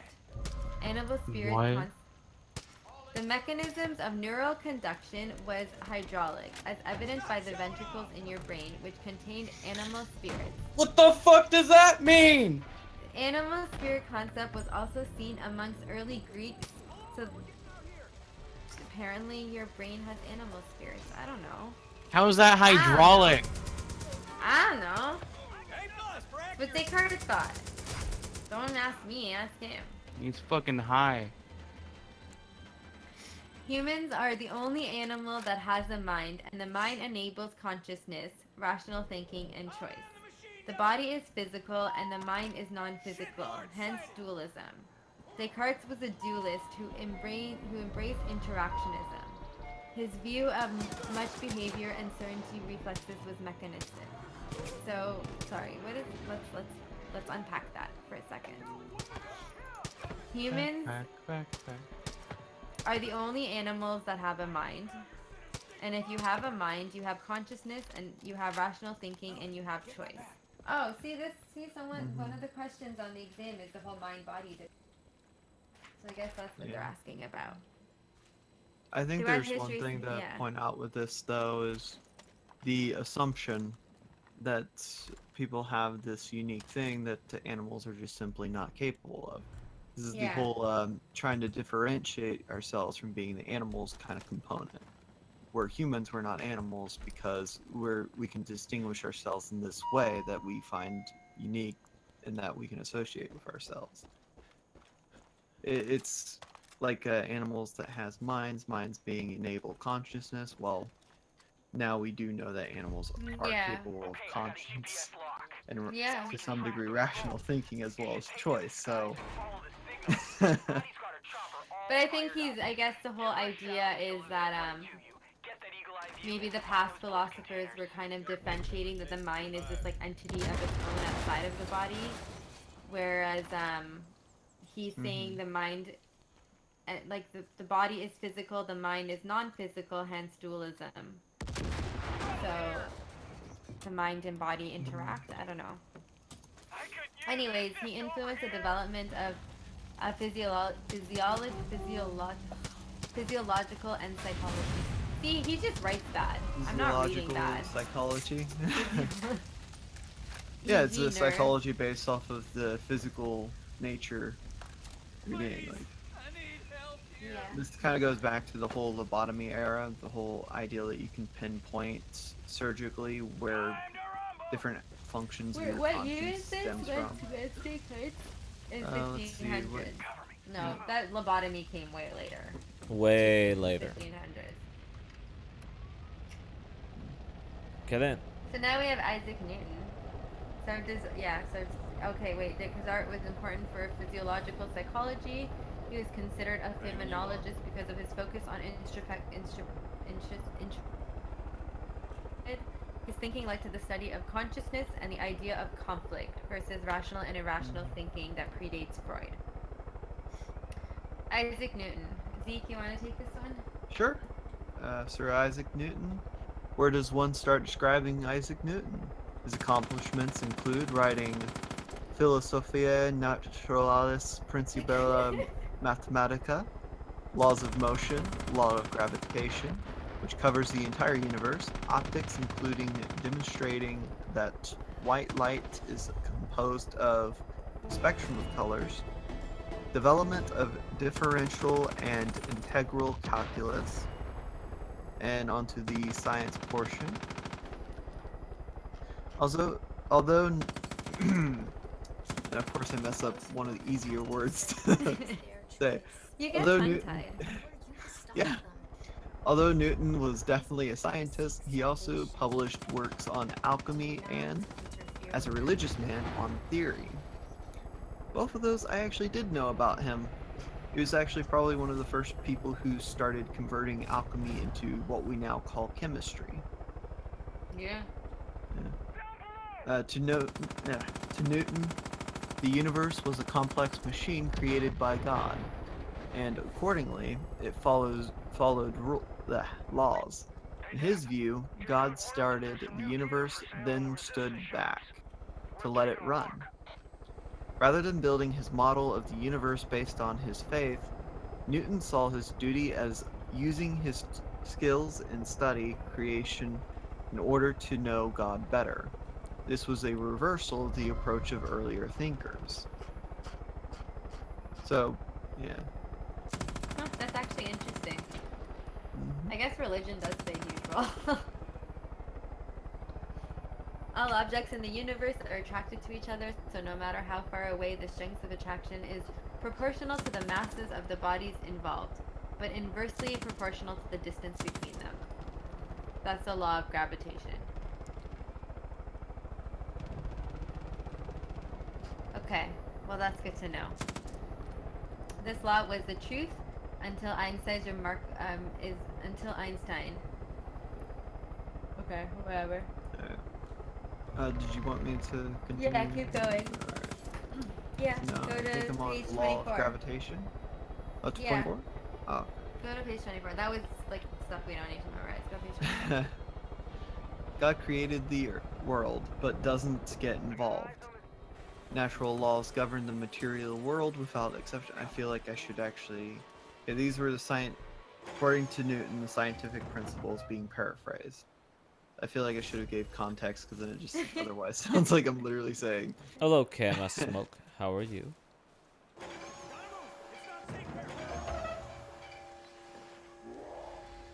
Continue.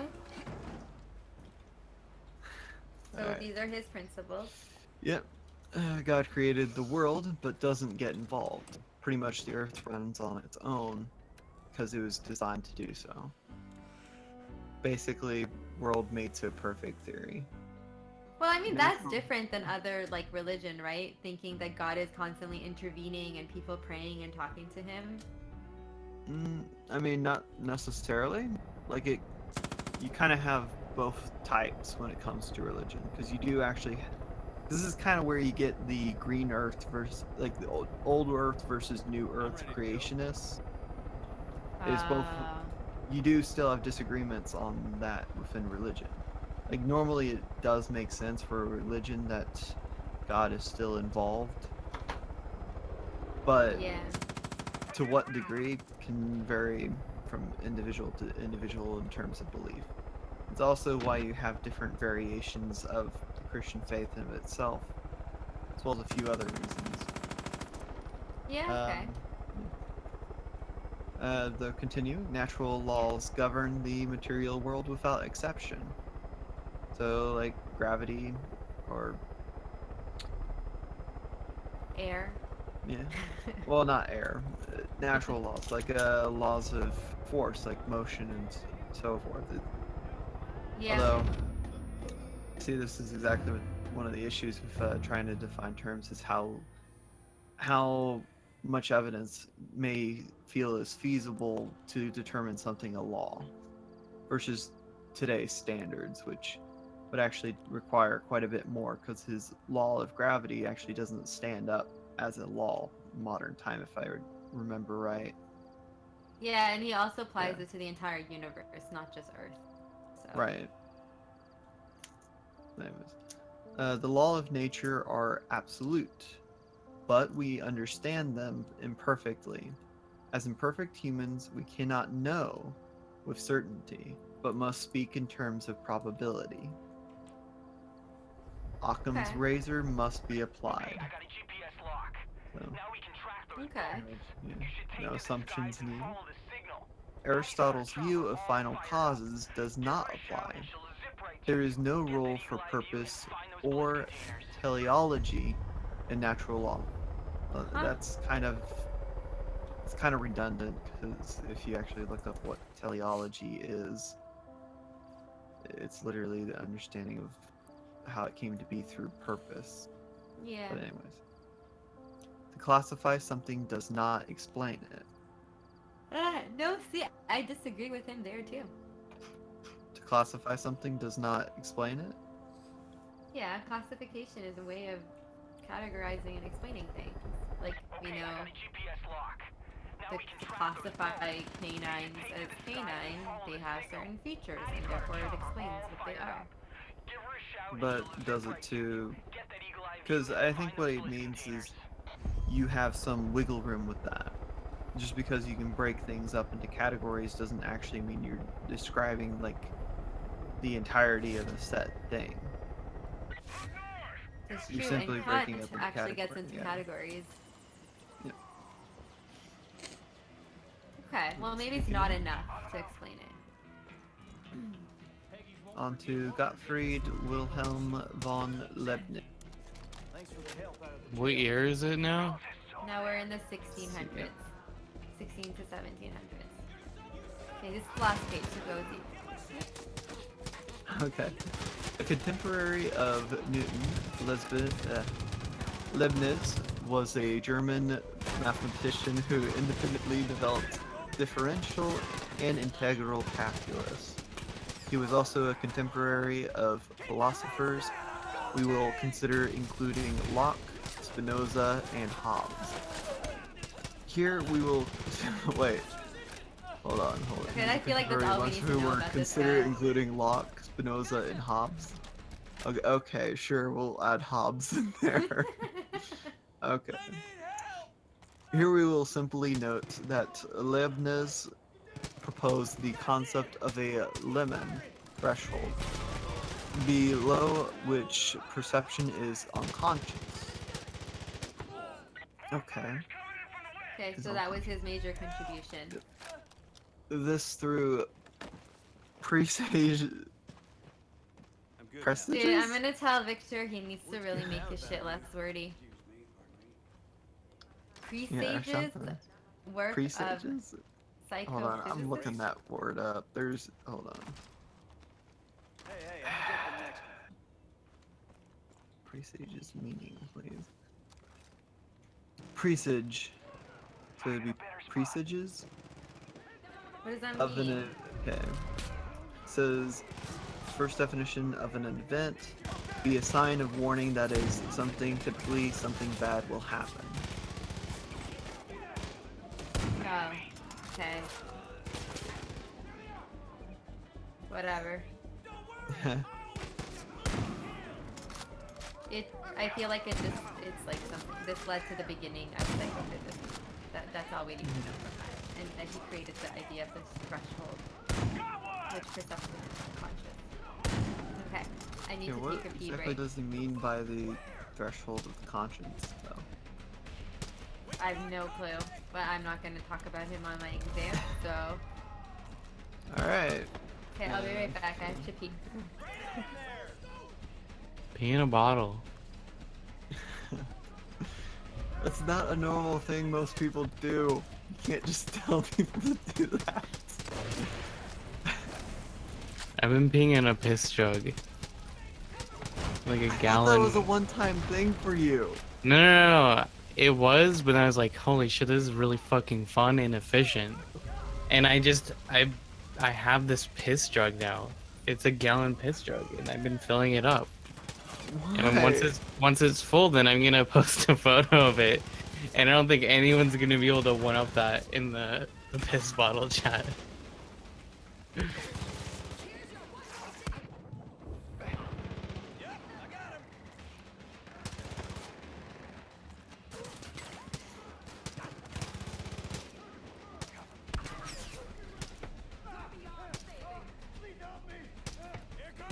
Still, fuck, dude.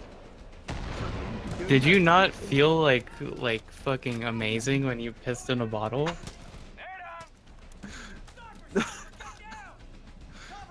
It felt It's like so efficient too. Like I don't have to go to the bathroom. I can just stand up, unscrew the bottle and then just take a piss.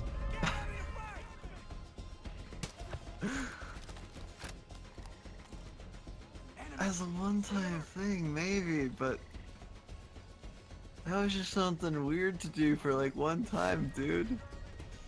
It's not okay. Now I guess I'm just gonna go start keeping a piss jug. Yeah, do it. No, that's not. That's not a thing I would want to do. Loki's oddly quiet during all this. What the fuck do you want me to say? I don't know. This isn't a Join me in serious- why.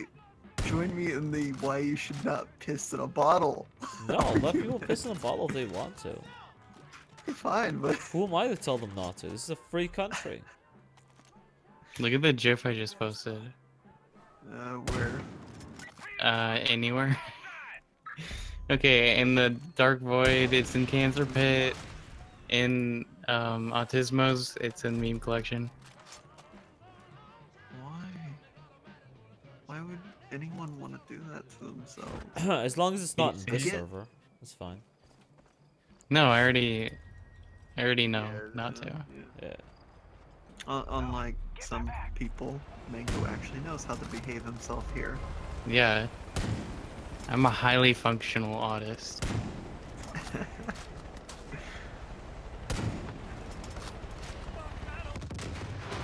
I'm gonna start keeping a cum jug too.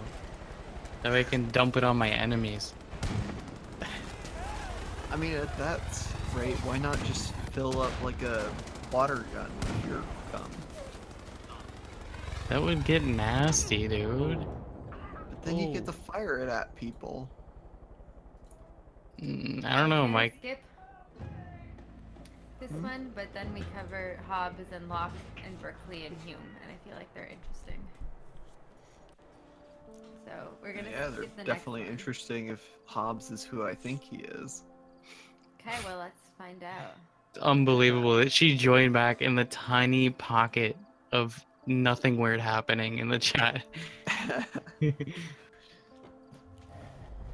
Her timing's best, that's all I gotta say. Now we can track those bones. You should take to the skies and follow. Okay. Whew. Addie's got her chopper all Now we are at the British There is Imperial she'll zip right to you. Get the I have eagle eye posted view, that. find those blade in the containers. Wait, So we're what- still going? Yeah, Oh we're still dude, going. there's like 12 more. We're on- Why? we're on- When do we we're get on- to sociology, dude? When we're at class 8 and we have all the way to class 21 to go to. We're not gonna do all of this tonight. I think if we can pass Kant, I'll be okay after that.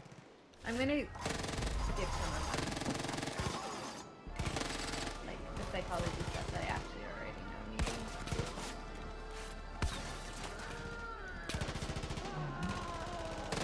Okay, so Well, let's Hobbs, I learn know the- for being a historical figure. I'm just gonna cover what I know of Hobbs to see if this is the same Hobbs as I'm thinking of. Okay. Being that he was a loyalist, and he justified the constitutional monarchy, being that his argument was that the king had divine right, being that he is entrusted because he is specifically born for the task to rule, versus allowing for a form of government which would allow for people to decide who would rule over them, believing that the intentions of people is inherently evil, unless they are. I think it might be the same because he's Okay. okay. Well, we'll see. Okay. Okay. Well, let's see if you're right. So, what is an empiricist? If you believe that all knowledge is derived from experience, then you are an empiricist. So, people who think that knowledge is derived from experience. See, like I didn't know that. Now I do. One implication of this belief is, in effect, seeing is believing. If you haven't experienced something, you cannot attest to its reality. And in this sense, empiricism rejects the idea of innate ideas advanced by Descartes. So empiricist versus not rationalist view of a human. Newton's influence on the European world was substantial. Thus, it's perhaps not surprising that an effort was made to adopt his mechanism model of functioning of the universe and apply it to humankind. Can there be a small number of laws that account for the mental experiences of all humans? By contrast, the rationalist views is not necessarily that the mind absorbs sensory inputs and stores it for future use, but rather that these inputs that this input is processed, modified, and organized to add meaning. This approach, that the mind's operations were key to understanding how we understand the world, was particular to German rationalists who we'll consider later. Shitlord sighted! Thomas Hobbes, so he's from 1588 to 1679. Sometimes considered the founder of British imperialism, Hobbes counted both Galileo and Descartes as friends. Following Elucid's elements, Hobbes adopted the position that, aided by some undeniable premise, it would be possible to draw conclusions about humans in a manner analogous to that used by Elucid's geometry. Following Galileo's work of the universe, blah blah blah, mechanisms to understand matter and motion, what else would be required to understand humans, since we are all part of nature? Why can't we see humans as machines? Here perhaps we're seeing early psychologists gazing with envy at the structure and predictive science of Newton and Galileo. So I guess he wanted to apply the hard sciences to, like, humans. So Hobbes was firm in all ideas that came from sensory experience. He rejected Descartes' innate ideas. So I guess he was a nurture person rather than a nature person. In the spirit of Democritus and contrary to Descartes, Hobbes also rejected the notion that a non-material mind existed. In his view, all mental phenomenon could be accounted for by the internal motion caused by the stimulation of sensory receptors by external objects and events. So he's like all nature. There's nothing nurture. Everything's nature. Thus, the mind is simply an aggregate of individuals' activities of thinking. Hobbes was a monoist, not a dualist. I guess he's making that clear. Monist. So Hobbes, the psychologist. Attention. If a sense organ experiences the motion caused, for example, by one external object, it cannot respond to others. If a sense organ experiences motion caused by one external object, it can't respond to others. Okay, so these are his laws, I guess, for human nature. If you experience one motion caused by one thing, you can't respond to others. I'm not sure if I understand that, but okay. Imagination. Availability of mental imagery. The impression of the senses decay over time, as does memory. Therefore, imagination and memory are the same thing with different names. Ooh, I like that. That kind of makes sense. So he's saying that because your memory decays over time, your memory and imagination are pretty much the same thing. So like when you're remembering something, you're imagining the memory of it, kind of. Does that make sense? Okay. Like there's that thing that every time you remember something, you're remembering the last time you're remembering it, but I also think that that's been a myth that's debunked. So I'm not sure if that's true. But imagination and memory are pretty much the same thing, according to Hobbes. Dreams are the imagination of a sleeper. Motivation. In a hedonistic matter, humans strive to have pleasurable experience and to avoid or end painful ones. So we're all hedonists. We want to make more pleasure and avoid pain. And he did not believe that there are free will. There's no such a thing as free will or choices. Is just a verbal label we attach to a particular mix of aversions and attractions. I feel like Hostic would have really enjoyed this.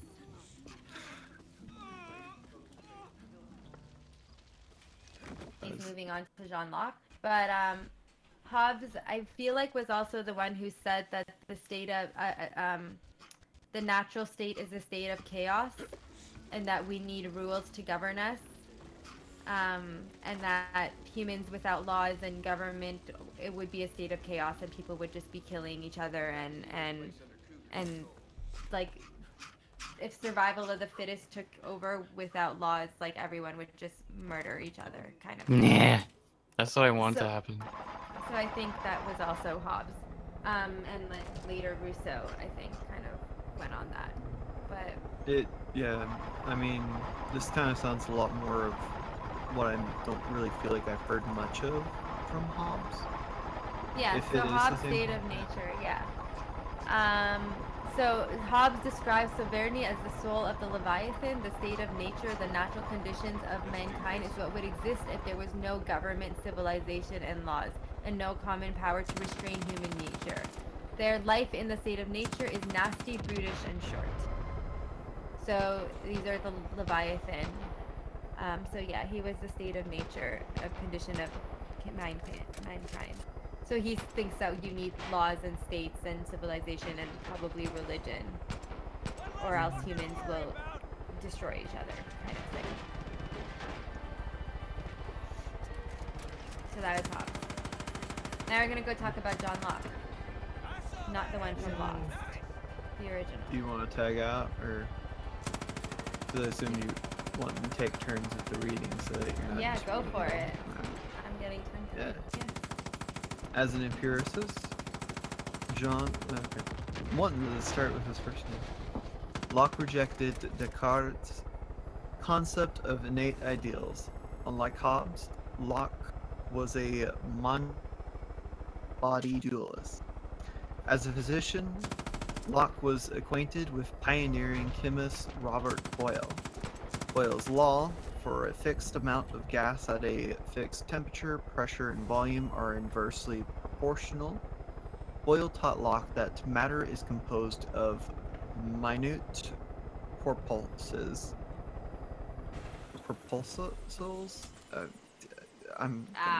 I just start making up words once I can't pronounce them.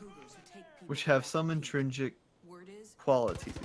Depending on the arrangement of these corpuscles, primary or secondary qualities may be experienced.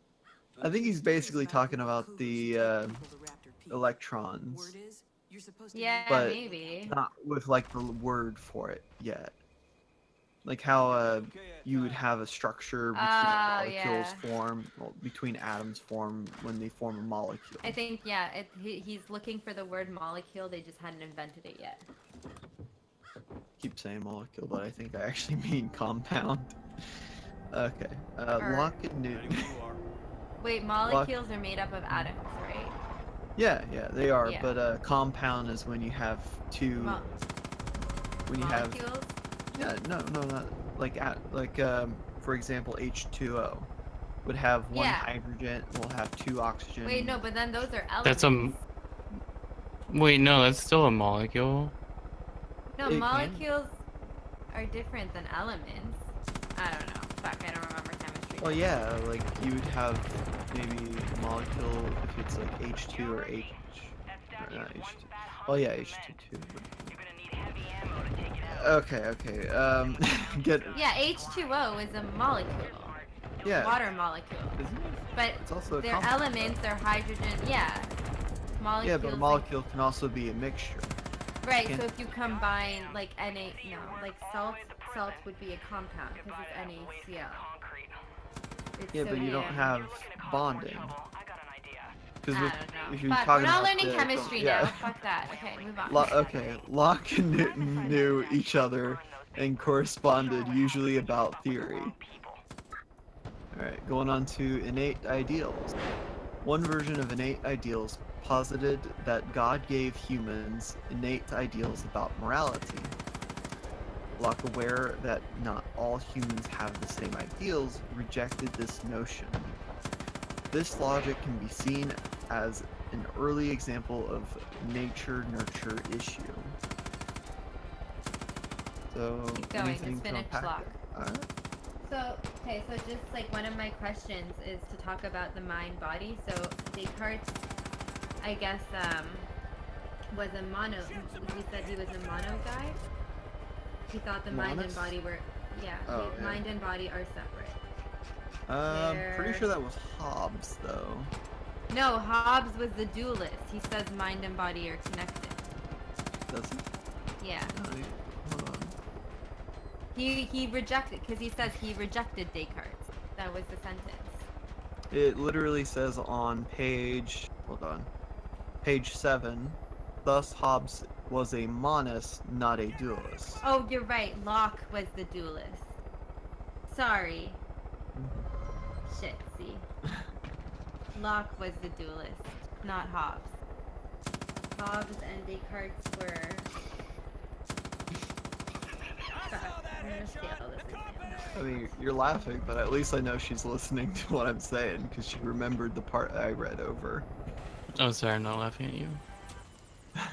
I I just know. clicked on Cancer Pit and I just can't. Sorry.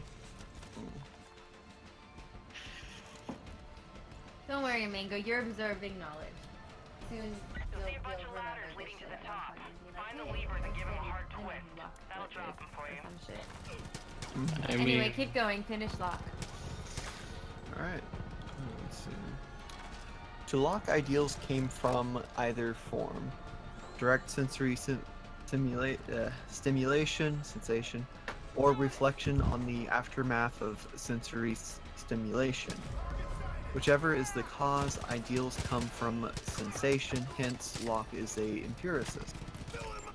Once our mind has the sensation-driven ideal, the ideal can be transformed by the mental operations that make up reflection. And then there's a YouTube link, which I don't We're think not we gonna want watch. clicked on. Yeah, no. Okay. Locke, simple versus complex ideals. Simple ideals are the corpuscles. You know what? Fuck it. I'm looking up what that word means. Or at least make sure I'm pronouncing it right. My thoughts exactly.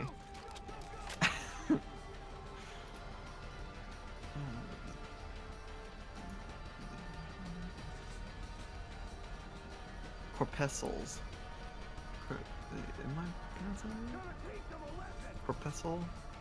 I don't know, but what are they? A minute body or cell in an organism, especially a red or white cell in the blood or vertebrae. Okay, so it's just A minute cell. particle regarded, yeah, pretty much just a small entity. Like really small. Oh, he even explains it. Analogous Yeah. atoms. They cannot be broken down any further. Okay. Okay. Analogous to atoms, yeah. Okay, so yeah. Complex ideals are built from simple ideals by reflection. Therefore, complex ideals can be broken down and analyzed. Ideals cannot be created or destroyed by the mind, but they can be rearranged into an infinity of configurations.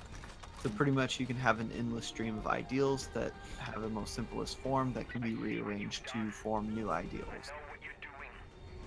In other words, Oh, okay. there's no such thing as an original thought. Yeah. I think That's that's literally true. what he just stated there. Yeah, so far for the chat. Super chat is only there for people who have 1,000 or more subs, and no one's subbing to me, so I don't have super chat. Although there is a donation link somewhere that lets you pop up the tip thing to the top of the screen. But you know, whatever. Finishing. wait, I have a question. What's up? Sure. Okay, so you're just talking about atoms. I know this might not be on the same subject, but like if we break down like every atom to just a single atom alone, like are they all the same color? They don't Or have they- color. You can further That break doesn't it make down to sense. electrons. Atoms don't have Color colors. would need reflection. Yeah, but color in of itself is technically an illusion. No, 'cause it's actually a reflection of a certain, or Yeah. or at least non-reflection of a certain type of spectrum, and they're too small to But- reflect the spectrum. they are? Yeah. Yeah. You know the color you're seeing is everything but that color. So when you see red, it's deflecting, like it's absorbing every other color. Well, no, and- I know how that works. I just Yeah. didn't know that atoms didn't. Also, But atoms what would could they be- look like? What? How do you describe what an atom looks like? We Are don't they know. invisible? We don't know. I thought that we've taken photos of atoms before. No, we've never taken photos. We've hit them. We've hit them Go with Google electrons, it. and we've kind of roughly assumed what they No, look like. electrons are atoms. Electrons are the smallest particles. Yes, that's why we have to use them. So Well, it's technically quartz would electrons, be. atoms, and then molecules. We'll see. And even then elements are like a whole different thing. How many atoms does it take to start reflecting light? Well, better light. question yet. How often are we gonna keep breaking into chemistry questions? Well, it's While trying important. psychology. Well, you have to understand biology to understand the brain biology. Yeah, but we're literally talking about the color of atoms. I don't know. Yeah, because it's fucking interesting, and I'm curious. Sorry. I don't. Yeah, I don't know. They could. I mean, technically, That's not how molecules books burn.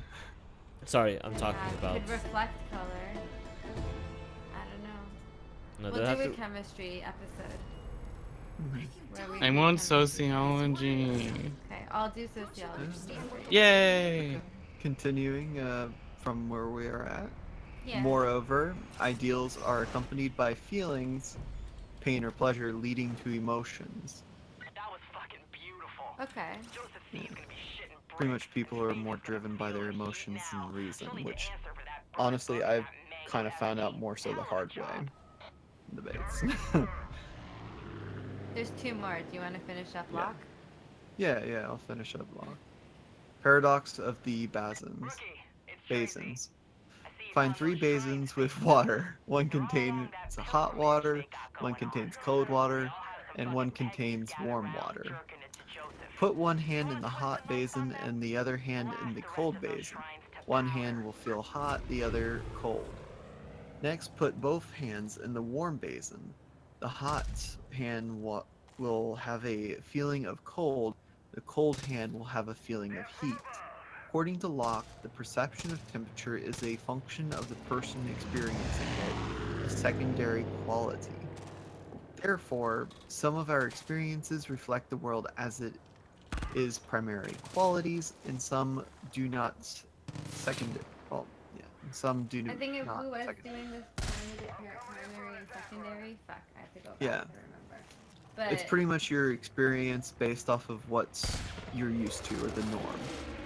So like what you would consider weird is weird because it's something that is different. But also, You I end think up- this is yeah. like the whole like your senses can deceive you, as like something will feel hotter after it's cold or something like that whole thing where. It's because Yeah. your senses are trying to make sense of equilibrium it's used to.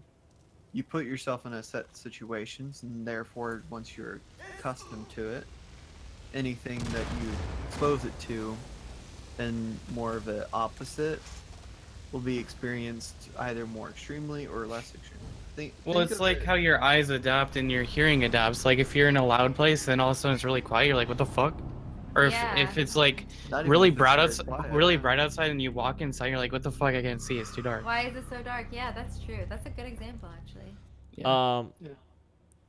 I was going to use Kurase? examples with Sorry, kids hold on, who shut up, deal with guys, for a sec. extreme drama. But I do have a link set up. It should be in the description. It should be my shit. What was that link called? The Streamlabs link that lets you donate directly Yeah. to my PayPal. If you just follow it, it'll pop up on screen as like a whole thing with a little zombie running there and everything. Or do you just not care? Yo, Mango, if you actually have like notes and stuff you want to review and do like study sessions, we could do that. I'll think about it. now onto associationism. To Locke, most knowledge comes from reflecting on the ideals created by sensation. This is the only way. Processing of these ideals gives us an understanding of morality of ourselves, etc. According to Locke, ideals that become associated with each other by natural or irrational means constitute true knowledge. By contrast, ideals that are associated with each other by chance can result in unreasonable or erroneous beliefs. Hey, Rook. Okay. Come on. So, what are like the key things about Locke that we have to remember? That he believes that nature and your environment shapes you. Yeah. Well, I was going to use for you're the ready to example take me for like back. the last slide of It's okay. kids who deal with like extreme trauma. She knows. If you deal with any kid who's Everybody grown up with knows. that and they deal with like You think you're doing the anything right similar thing. to that, what they would You normally think tell I you need to be is rescued. it's not actually as bad as most But people make it out to be because they've found a way to don't. normalize it for themselves. I don't want to go back. So they kind of expect that environment. okay. It basically, once you're conditioned to one thing, anything that might be normal for everyone else, because you're acclimated to something Have you ever differently, Yeah, stopped and looked okay. at It's gonna how feel- your life's turned out? Well, yeah, no, it's like What you've actually done. it's like You know. kids that grow up that have never broken We're a told we can bone be anything, Mhm. versus a kid that has just been in a cast like his whole Yeah. childhood. They're not afraid of shit. The kid that grew up in cast, because they know like they've been through it so many times that they're not even afraid. But a kid that has never broken a bone is like That's just not true. freaks out when they get a paper cut. It's like the most Yeah. insane thing to them, and they just start freaking out. Whereas if the kid that's broken a bone gets a paper, they're like, "Oh shit, I'm bleeding. I guess I'll get a band-aid," That and it's is like a no big deal. very, that That's is a a good very analogy. extreme example, though. Well, Yeah. I mean, I it don't know, is. but I've never broken a bone, and I have never had the complete fear of getting But a paper I cut. think you do have like a pain. I think what he's trying to say is that people once you've experienced something, your fear of it will reduce. And Right. Like they'll And, like, become it more is- numb to it. yeah, Right. and your environment. So I think like what we can. So okay. So what are our takeaways from Locke? So again, your senses can deceive you. That's one thing that he's saying. You can break down things into the smallest elements, which he goes all the way down to atoms, and that he's saying just like we said in chemistry, small things are like electrons, atoms. So he's also thinking ideas that are complex are also based off of smaller ideas. You can break them down. But he also has the concept of reflection. So we also reflect on these things. And I think I like his point where he says that we don't just have ideas. Our ideas are accompanied by feelings, and that leads to emotion. And I think that's actually something that's ignored nowadays, where we do become emotionally attached to a lot of ideas that we hold. There's So I actually a think- study that shows one of the things about proving someone wrong about something is it does actually cause some sort of mental strain or pain to that person to have Yeah. themselves proven wrong, Yeah, and they have to Um, accept it. yeah. Happiness. It's and actually so- very weird. So, okay, so he also thinks that a lot of our knowledge comes from reflecting, but then we also reflect based on our senses, but then our senses can mislead us. So therefore, maybe our knowledge could also mislead us. And so I guess also our ideas, we get our understanding of morality also comes from ideas. So I think that's kind of it. Is that the takeaways from Locke, you think? Yeah, I would say you're missing maybe one part, which is when he basically stated that there's no original ideals. Yeah. Yeah. Well, So, once you yeah, break things down enough, though, you'll see, Yeah. right? So, Well, because he made a distinction between simple ideals and complex ideals, and how complex ideals is a conglomeration of simple ideals. right, okay. Who was the How other they person who never wanted die. to break things down? Descartes also broke things down? Someone else also broke things down. But, yeah. I'm gonna have to check on that, because I honestly don't remember maybe it was who Hobbes. that was on that one. Did Hobbes? Hobbes was more about, What? was much more of a I failed that naturalist. mission. Yeah. It's gonna be so hard to, like, remember who's who. But, okay. Trying to force in a bunch You of should names. have like exclaimed their name before you wrote about them. I know. Yeah. Don't trust the bliss. Have fun with George Berkeley. Okay, so go. George Berkeley. So now we're in the 1600s to 1700s. Are we So still George going? Berkeley. Yeah, Oh, we should yeah. go. You can leave at any time. How long are you gonna go for? Fuck. I'm gonna do this one, and I'm gonna do Kant and the evolution, and then I think I'm gonna stop for tonight. Get the marshal now, Rook. You need to Although I still have, so here's what's left. There's Kant and the evolutions, there's microbes, there's evolution and intelligence, there's classification, the head and its context, psychophysics, positivism, psychobiology, humanism, psychology, developmental, gestalt, and social and cognitive. So there's 1, 2, 3, 4, 5, 6, 7, 8, 9, 10, 11, 12 more slides set of PowerPoints that I have to go through, but I might not force everybody else to listen to me go through them. But this stuff I thought was interesting because like the later stuff I actually mostly know, like all the psychology stuff, I don't actually know the philosophy stuff. So it's I would read through the other stuff quite fast. You're doing great. Whereas this I actually need to like think and ponder and process. I will say for some of the later stuff, a lot of it is kind of new for me. Like, So you would be interested in going through it? yeah, like Okay. a lot of the stuff with the whole thing with Taoism and so forth. Like a lot of that I've already been introduced to in Oh, depth. okay. So Loki, how late are you willing to stay up? I'm willing to go a bit longer. Okay. So let's see if we can get to the. Maybe I'll skip some stuff and get to. I'll do. Okay, we'll finish the British Imperius, and then maybe I'll skip to the head and its context, and I'll do Kant and evolution and classification. I'll just look over that stuff on my own. Okay, so let's do George Berkeley. Okay, George Berkeley, 1685 to 1753, an Irishman. Berkeley earned his master's degree at 22. Fuck you. And Siggy, became speak a up. beacon. Or closer Okay, to the so microphone. Berkeley earned his master's degree at the age of 22, so he can go fuck himself, and became a deacon of the Anglican Church at 24. I hope he died young. Before he was 30 years Oh old, my he had published. god. This is a competitive Much Siggy. This salt. is where she comes out. Before he was 30 years old, he had published 3 works. Seriously, kill yourself. An essay towards God. the new theory of vision. I wanted to be published by 22. What have you accomplished by age 22? This guy wrote 3 fucking books by the time I've he was done a 30. lot. he didn't write all that. He wrote that before he was 30, not while he was 22. I didn't publish No books, but I did distinction other there. stuff. I'm pretty fucking satisfied. I have high expectations.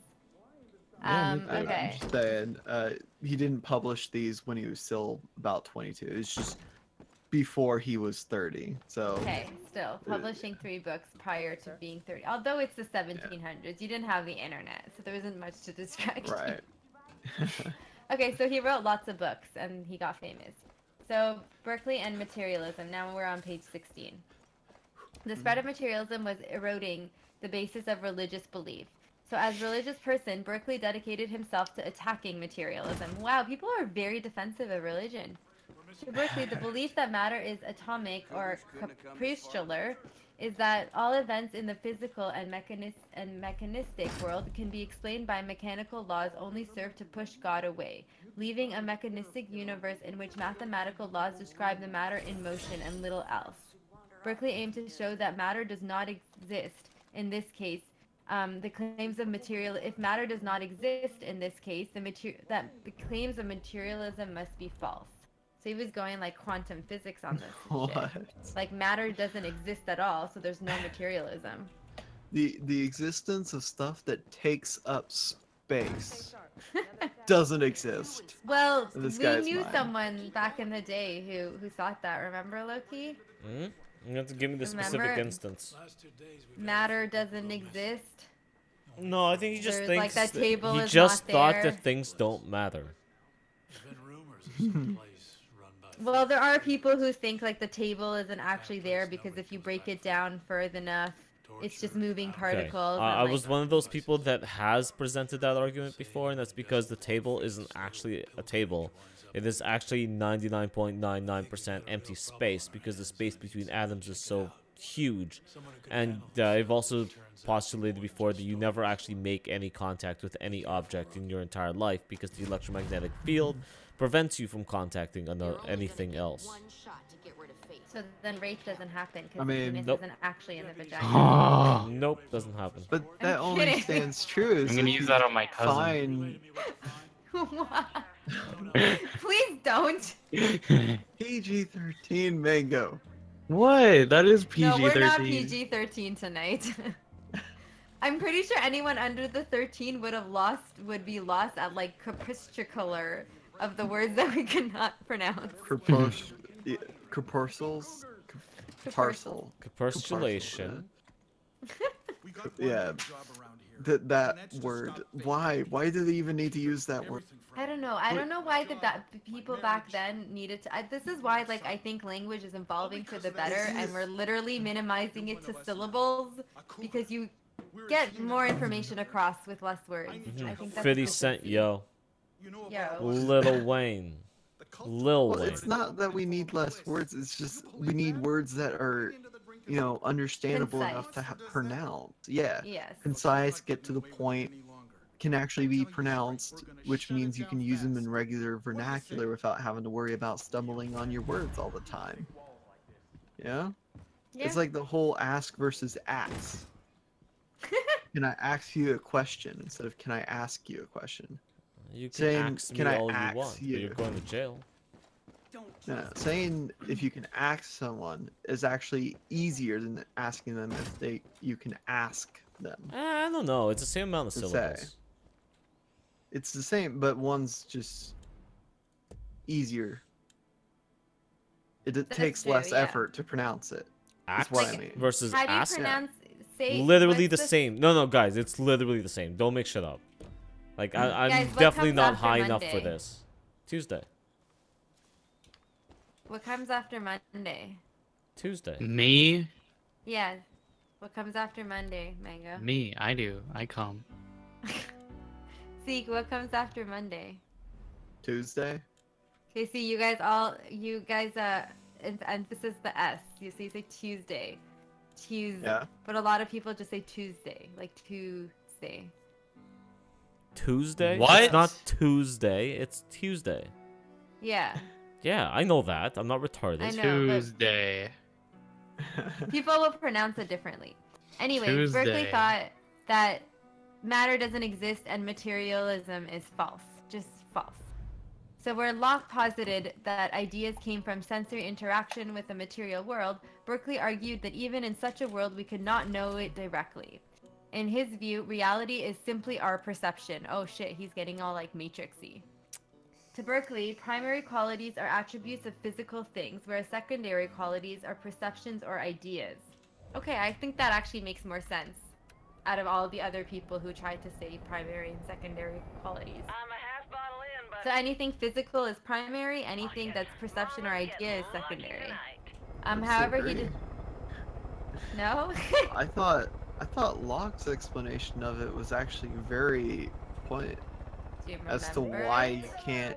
Yeah, I remember it. He was using the example of the three basins. Of when Oh, you right. stick, yeah, because the first quality would be the one that you've made yourself accustomed to. The secondary would be anything you experience outside of your norm. Oh. You can't gauge your primary because in order to do so, you would need an outsider perspective to give you a sense of whether or not it falls within a general norm. Well, yeah, but he was. I guess he was like saying there's no primary and secondary. Like there are. That was someone earlier than him, but the way he explained it did help make more sense as to the person who argued that. I'm trying to remember which one of the philosophers it was. I know we'll that have to go argued back in that. the slides. Yeah. Okay. But okay. Well, so Berkeley thinks like anything physical, but then perception of physical, which can be manipulated, still, but that's secondary. So perceptions and ideas are secondary. So if there's no one to perceive it, does it really exist? And is your I remember reality the this. same If a as tree my falls in the reality? forest and there's nobody there to hear it, did it really fall? Did it make a sound? No. No, the of course idea it, is of course that- it did. Yeah, it did. No, because sound is a vibration that has to be heard. So No, if but there's did no it one fall? there to The hear question it- was, did That it didn't- fall? No, that's not the question. It's if a tree falls in the forest and there's no one there to hear it, did it make a sound? Okay. Yes, it made a Not did it fucking fall. sound. It made But a if no sound. one's there to hear the sound, you need No, hearing we have for sound. science. We know that when things fall, they Sound make is sounds. vibration, Yes. right? And unless Okay, there's- what about sounds that can't be heard by human hearing? Literally, They just Okay, don't well, no, exist. by Hold nobody on. they mean like no animals existed either. No, they didn't promise it like that. It's literally all infrasounds, ultrasounds, and high frequency sounds and low frequency sounds that But you humans still can't need hear. a person or a thing or an animal, something there to absorb the vibration of the sound. No, for it you to don't, make a sound. because the sound is vibrating off of things. Right, but if nobody, if The nothing vibrations hears in sound, the air. Yeah, But they're the vibrations. vibrations are there.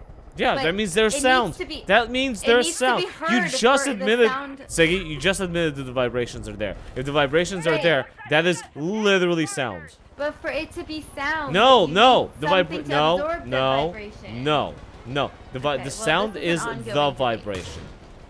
Yeah, sound isn't defined as someone listening to a vibration. Sound is defined as that's the whole reason that question exists. Because stupid the reason. idea is that you need something to hear the sound for it to be sound. If nobody hears it as sound, it's just like things happening through the air. But it needs something, a thing to No, absorb it those doesn't, vibrations for because the sound to happen. happens in the air by vibrating air. yeah, it's still going to happen. It may not be a human sensory experience that's happening, but there's still sound. It's the vibrations are still there. That's like asking, does the sun exist if you don't look Oh, at it? Berkeley actually came up with this. The guy who, wow, good job, Loki. I'm looking at this, the tree falls in the forest, and the guy we're talking about is who actually came up with this. This philosophical notion. Do It's you a do you thought understand? Do you experiment. understand? Do you understand that like that's like asking if I'm not looking at the sun and it's nighttime, does the sun still exist? This is literally That's like saying different. when That's I different. blink, the world doesn't exist because I'm not looking at it. Yeah. No. Yeah, That this it's is different. literally the same. With sound, it's something specific. There's like a specific. No, there thing isn't. behind it. There really isn't. I wish there The was. article, George was like, can something exist without being perceived? E.g., if Yes. sound is only sound, a person hears it. The most intimate philosophy topic, real introduced existence of a tree, blah blah. George Berkeley in the 18th century developed subjective idealism and metaphysical theory to respond to these questions. Coined famously, "To be is to be perceived." Today's metaphysics are they don't actually. Okay, I'm gonna look into this, but. This is like a common philosophy thought experiment. Yes, this is why philosophy is stupid. This is it right here. No, I think we've actually learned about how much value it's had in tonight's session. Yep. We learned that some Anyways. guy asked if a tree falls in the forest if it makes a sound. Well, he's trying to the difference between perception and reality is what he's trying to get at. Anyways, Berkeley and materialism. And Berkeley and hold on. reality. I will allow him to say that there's a difference between perception and reality, since our perception is only 1/100 millionth of what's actually happening around us.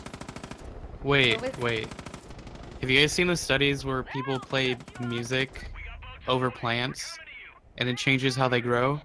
Yeah. So the forest can hear. So there is sound. Okay. Yeah. Fine. Actually, there. So the tree I fell will over accept and that. heard itself fall. Okay. I can accept that. It was a suicidal also- tree. What was that saying? If a man makes a statement and a woman isn't around to hear it, Is he he's still wrong? Yes. So Berkeley and reality. External reality is God's perception, so it's stable and it's the same for all. Laws of nature are God's ideas. Through our senses, we experience God's thoughts, and so our ideas resemble those of God. For us, all reality consists of secondary qualities. So just we only experience, according to Berkeley, it's just all of it. It's just only secondary qualities. There's no primary. Through experience, we come to associate ideas with objects. When we name an object, we are referring to an aggregate perception experience with that object. For Locke, the law of continuity is the principle of association. No, why did I say Locke? Oh, he did say, like Locke, okay. So Berkeley and the distance perception. We acquire the sensation of depth through experience, such as walking to a distant object. Eventually, these sensations become associated, allowing us to perceive distance without moving. This perception, pardon the pun, is at odds with the view of Descartes, who argued that perception of distance was based on optics. So, okay, so instead of like... So I guess Descartes was saying like our vision tells us how long distance is, where Berkeley is saying like once we walk a certain distance and we start getting a grasp of that, that helps us predict how things will be, how long or how far distance will be in, or helps us predict distance later, I guess. Yeah? Yeah. Okay. So now we're at David Hume. Do you want to do this one? Unless, see? He's gone. He's gone. He's asleep. He does that a lot. He just falls asleep. I don't. You did. I haven't done that in like years. Oh no, this one's long. Here, I'll do Hume, because I just want to get this over with. Okay, so Hume and causality. From the time of Aristotle to that of Hume, saying A causes B implies inference. The implication that knowing is essence of A and B was blah blah blah. Hume disagreed with this notion of causation. Rather, he believed that there was no way of knowing that two events occur together unless you have experiences. So these are like the touchy-feely guys. These are the empirists versus the rationalists, which we kind of said that in the beginning. Therefore, causation is not logic, but is a psychological experience. Causality. Never mind, we're skipping then. Hume and the mind of self. We experience many situations in life. So how do we experience continuity across time and conditions? Unlike the views for others, e.g. example Descartes and Locke, Hume saw the mind as the perceptions we are having now. Neither mind nor self exists independent of perceptions. As myself, I am always perceiving something. When we are asleep, we do not exist, according to Hume. So unless we're perceiving something, we don't exist. Which means that when you're... Although you could say you're still having perception in dreams. But okay. To him, like, you actively need to be perceiving to So doesn't that discount the majority of the human population from actually having consciousness?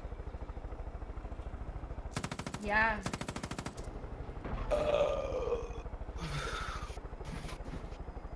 The mind as the perception we are having now. Neither the mind or the self exists independent of our perceptions. So yourself and your mind is made up of your perception. And you're perceiving dreams, because you've had dreams that feel real, and then you wake up and you're like, oh, that was bullshit. But still, like, it feels real, and that's your own, like, it's you. It's not someone else. It's your own consciousness. It might be suppressed a little bit, because you're dreaming and you don't fucking, like, think as well, I guess. I don't know, because everything's fucking weird in dreams, but yeah, you're still there. You don't just fucking disappear. I agree. I think that you are still perceiving things in your sleep. So emotions and behavior. So throughout history, humans have always experienced the same emotions regardless of era and location. Thus, human nature has remained constant. However, different individuals have different patterns of passions, so they may respond differently. These patterns determine one's character, which in turn determines how we interact with others. One individual experience will guide associations between impressions, which come from the senses, and emotions. Ideas are derived from impressions rather than emotions. Okay. Humans seek experiences that bring or are associated with pleasure and avoid those associated with pain. Okay, we know that. Human influence on others. Because Hume was an empiricist, he believed that all human knowledge derives from experience. In this sense, everything was psychology in his view. He posited two types of knowledge. Demonstrative knowledge, which needn't relate to things outside the mind. Mathematics is an example, as they represent clear thinking. And empirical knowledge, which comes through the senses. That's it. That's all we take away from Hume. Okay, I'm gonna take a minute break now. And then we're gonna skip microbes, evolution, and intelligence. We all know about Darwin's shit, right? Do we want to Was talk Darwin a about philosopher? Galton? Yeah, Darwin. Yeah. Well, he was a theorist. They're all science. They're all people who came up with theories. Darwin, and then there was Francis Galton, who was a cousin of Darwin, and he was very like nature. He's the one who came up with eugenics. And he was like all like races have. He was the one who came up with like certain races are smarter than other races. Was that a thing? Do people think Yeah. that some races are smarter than others? Yeah, people think that. Are you kidding me? Really? Huh. See, I mean, like, I feel like we're skipping shit when we actually skip shit. It's talking about Alfred Binet. You guys know about him? No. Binet? So yeah. Okay, so... Okay, give me 2 seconds. And I will post... A We're banana gonna skip split? Kant, and we're gonna skip microbes. The microbian world. You guys want to... Yeah, we're gonna skip that. And we're gonna go to... evolution and intelligence, because I think that's relevant to certain topics that we are having now. But I'm gonna be right back,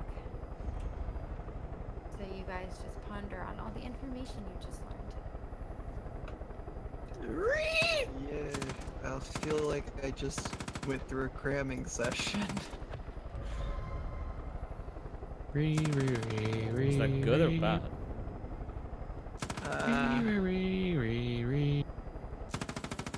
Both? Can't be good. I was and having bad. twitches in the beginning of this, but now I'm doing okay. From lack of masturbation or just a general?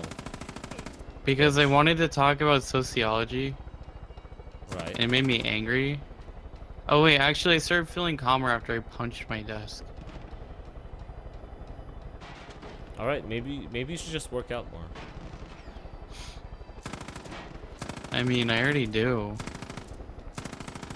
Okay. I need a girlfriend that I can dick down. Okay.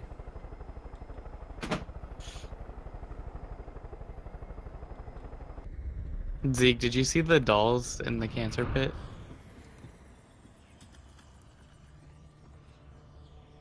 Oh, is he gone?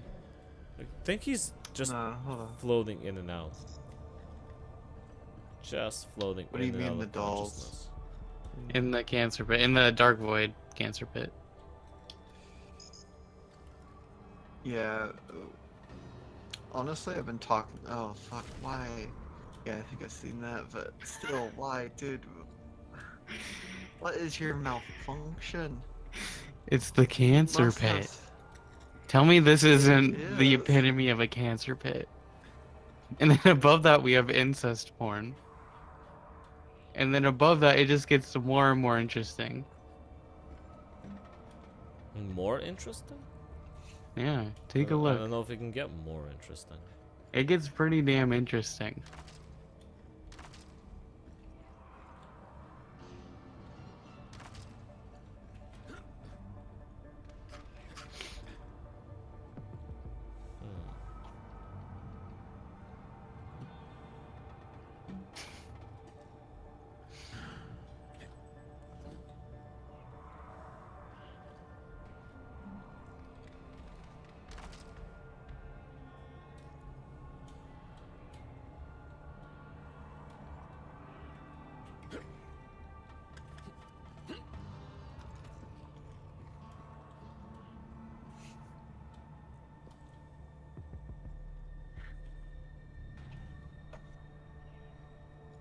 what the fuck I'm supposed to be doing here. I think I made a joke with Mark earlier about just literally renaming that channel after you, Mango.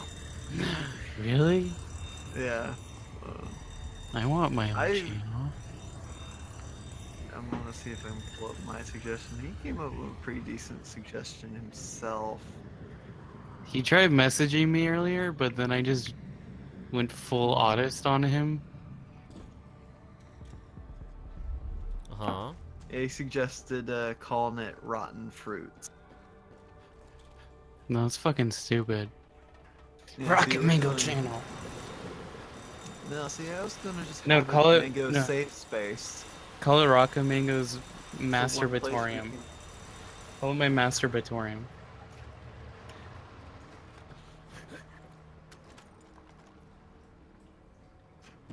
Well, masturbation is a part of evolution.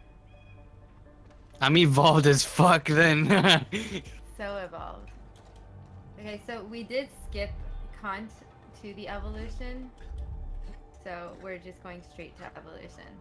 Evolution, intelligence, and nature and nurture. So we're going to cover Darwin, Galton, Binet, and a bunch of other people. But I might also skip because I'm really not going to use any of these people in my... Binet? Okay. So, Charles Darwin, 1809 to 1882. Although deservedly eminent, Charles Darwin has has limited relevance to the history of psychology. Fuck you, Victor. That's not true. I'm sorry. My prof was wrong here. Darwin, who was related to a Wagwood China family, was a poor student in school. Away from school, he collected and classified materials such as minerals, shells, and plants. He dropped out of medical school, and then he was supposed to become a clergyman, but then he lived a life of eating, singing, drinking, and drinking. However, he renewed his collecting habits, doing field research for some of his professors. That's when he went to look at like classification and scientific expedition, and went to the Galapagos Islands. I'm like kind of paraphrasing here because I don't want to go into too much detail here. So when he was at the Galapagos Island, he studied a variety of finches as well as lizards and sea lions, tortoises. And importantly, he observed variations, especially in the finches from one island to another. So there was a total of 21 islands located nearly 1,000 kilometers apart from the coast of Ecuador. So he pretty much noticed that based on what island they were from, there was differences between these finches. Back in England, Darwin, influenced by the work of Thomas Malthus, who showed that food supply increases arithmetically, while population increases geometrically, realized that resources and availability exerted pressure on populations, and that not all members of the growing population could survive. This notion became known as the survival of the fittest.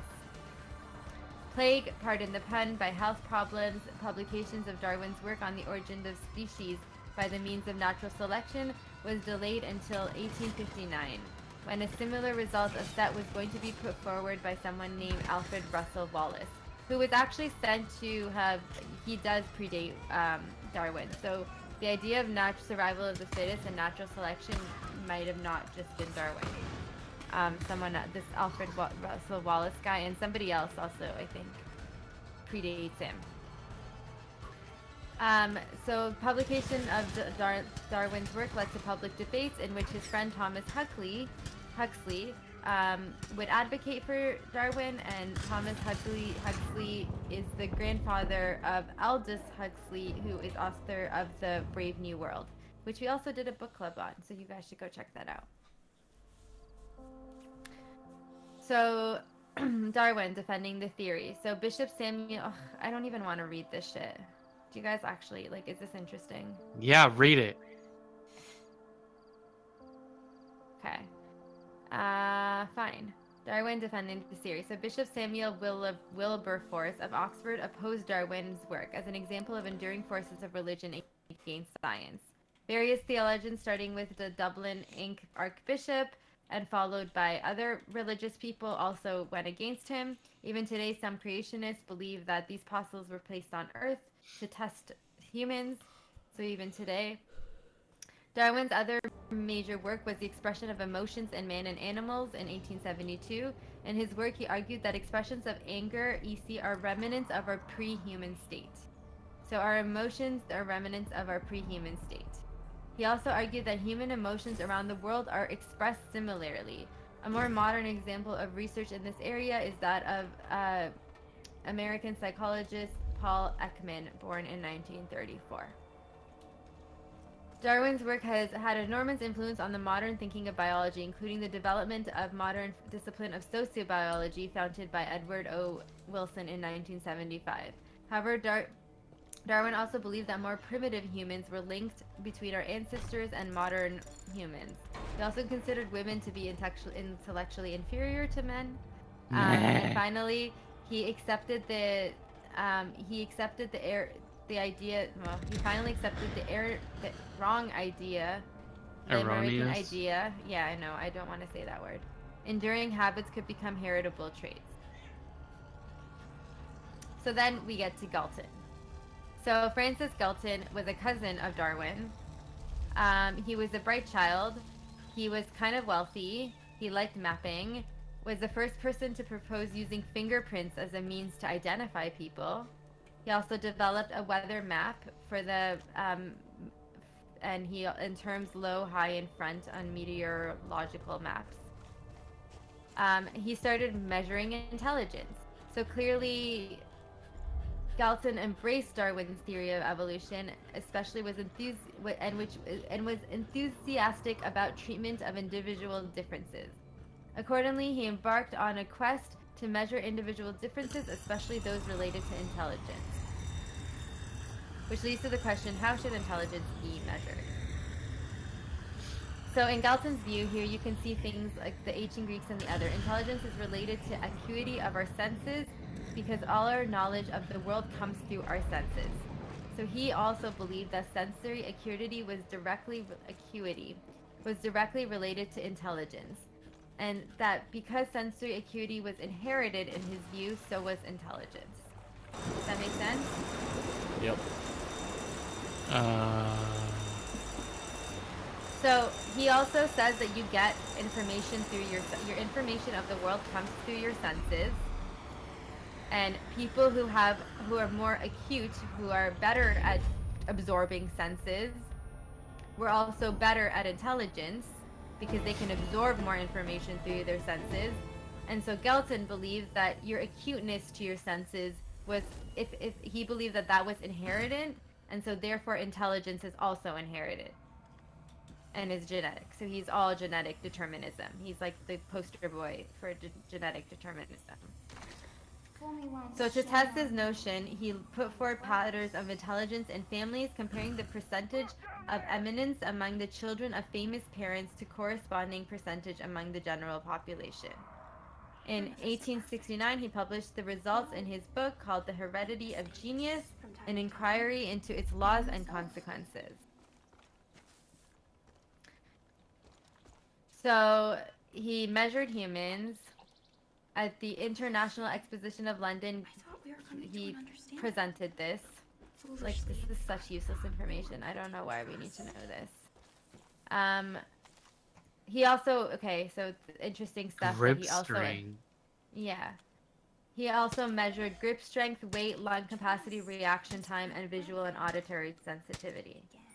And so his research was seen as the beginning of intelligence testing. So as we've discussed, sentries have practiced selective breeding from other species. So given Galton's belief that intelligence is a heritable trait, he asked if it would not be possible to improve the general intelligence of human population by encouraging bright people to breed and discouraging less intelligent people to breed. And what's that shit called? Was born? Eugenics. No, the Planned Parenthood. Okay, well, yeah. So this belief system he's said to steal from Darwin, but that's like not what evolution is actually about. But anyways, beliefs directly from Darwin's work in combination with Galton on intelligence. This policy as a belief is called social Darwinism. So eugenics continued. The social Darwinism exist today, the Nazis are remembered for their campaign to eliminate Jews and other undesirables who did not meet their Aryan standards. In several cultures, arranged marriage is practiced where parents and communities decides who will form a couple rather than following the practice of letting individuals decide on their own. Infanticide and selective abortion, especially of female babies, is practiced in several societies, and it's not difficult to find examples of ethnic cleansing in the world today. So now we're on page 5. Zeke, you want to try going in this? Sure. Let's see. It's more Darwin. Yay. Page 5. We're on page 16. No, we're in. No, she said class we're 11. still on Darwin. We're on data analysis. Are you in the latest one? Yeah. Is it 2C Galton nature dash nurture? Yeah, class 11. Yeah, so go to page That's- 5. It says page 16. Are you sure you're on the right one? Yeah? You might have skipped down to page 16 then. Go back to page 5. 'Cause we're still Alright, let me on page- scroll up to page 5. Hang on. Does it repeat or something? Does it say Darwin data analysis? Oh, yeah. Wait, what the fuck were you just reading? What the fuck? Am I hallucinating? Yes. Possibly. Always. You were just on page 15. Oh, maybe he does like repeat though. But he kind of goes back and forth. Anyways, let's just keep going and we'll Yeah. switch to everybody. Back in England, Darwin, influenced by the work of Thomas Malthus. Yeah, he's right. He repeats this.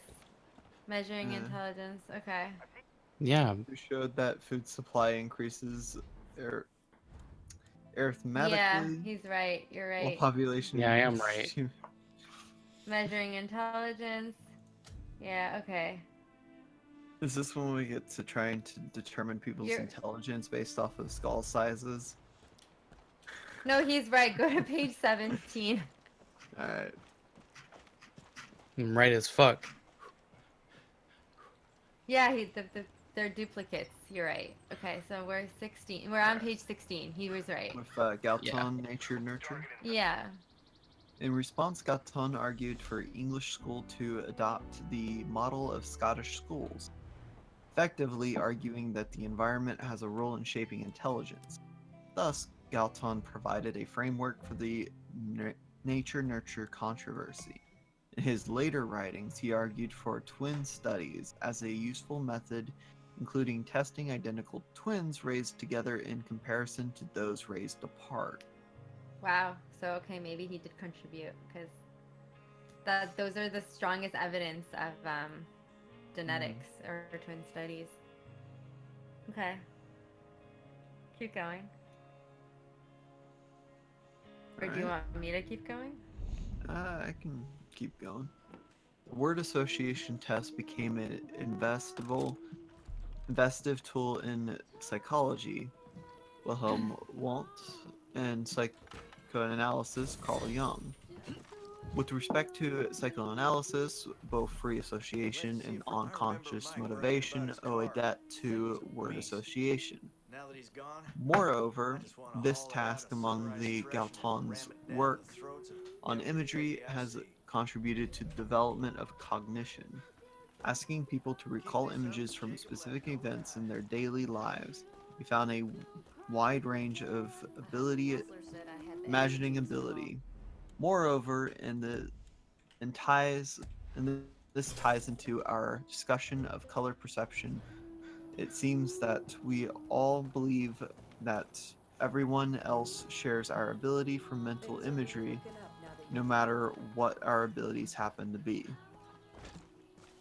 Is anyone Does else that make thinking of sense? the Warsaw blank? Yeah. Honestly, it what? just makes me think of the Warsaw. Or not Warsaw. What was it? Warsaw. The test? Rorschach test? Yeah. Yeah. I Yeah, so remember he taking probably. that. And so free association is what Freud uses later. Unconscious motivations, this is all what Freud uses later. And I think like this idea that, I guess he's saying that just like we all believe that we have the ability to perceive colors, we also all believe that we all have the ability to create mental images, which I guess is true. So Yeah, we're still live, and no one's donated any money or subscribed, so fuck that. Stop being a greedy whore. Never. do you want to stop, Loki? Kind of. I'm kind of getting bored. I'm Okay. tired, and I want to sleep. But whatever, you guys Okay. keep going. I'll play a mission or two more. Okay, we can finish this last one. Glad you showed up when you did. My whole Where are team was we? taken We're in on training page for these monsters to train on. 19? Was just luck that I wasn't taken too. I think page 20 now, because didn't I just read Yeah. page 19? Yeah. No, we're on page 5. Fuck, I mean, I've been studying these judges Okay, for so months now. he. It's Okay, all I the feel like bluntly this is pretty getting weird repetitive. shit. Essentially, He also each of noticed his patterns soldiers in which have been plants are pumping larger, these blah blah. I'm some gonna kind skip of this. drug. Galton No also idea just what it is, developed but the it's scatter turning them into plot. war machines. Okay, so he's someone for research methods. He developed the scatter plot, and developed the median. So all of this stuff that we use in science, Sounds crazy, I know. statistics, But I've seen the judges sorry, follow human commands. is based off of Galton's work. Wait, So what now we'll year go. is this? This is 1857. Holy shit, it took us that long to make a It's coming. scatter plot? Alright, keep Yeah. going. Yeah. So now let's talk about Alfred Binet. Because he's the Binet. one who developed the IQ test. So born in Paris as a lawyer and a physiologist, he conducted research at some place. He began studying intellectual development of his young children, making several observations that predated those of Jean Piaget. He was a member of staff and he collaborated with people. The French government appointed Simon and Binet to a group charged with studying challenges of delayed children, with the intent on being able to identify these children so that they can receive special education. And he found that Galton's tests were not appropriate, especially for children who were blind or deaf, so they developed their own test. Simon Binet's scale of intelligence was completed. It consisted of 30 tests of everything from eye movements to definition of abstract concepts, and was administered to children from ages 2 to 12. Although the test seemed to differentiate amongst children with differing intellectual ability, the test was still revised later. And then there was one that was made for like normal functioning age children. At each age level, there'd be a range of scores depending on intellectual ability. For each test, scores of the age would be 70. So the idea was that at least 75% of children would be able to complete the task correctly, and they would be seen as normal or defined as normal. It was revised then again to include norms in 1911, to include norms for 15-year-olds. And so then Piaget, I'm on page 25. In 1912, German psychologist William Stern introduced the concept of mental age, which was determined by performance on the Binet-Simon test. By dividing mental age by chronological age, Stern created the intelligence quotient, the IQ, where the normal IQ was 1.00. The purpose of the Binet test was to identify children who would benefit by receiving additional special education.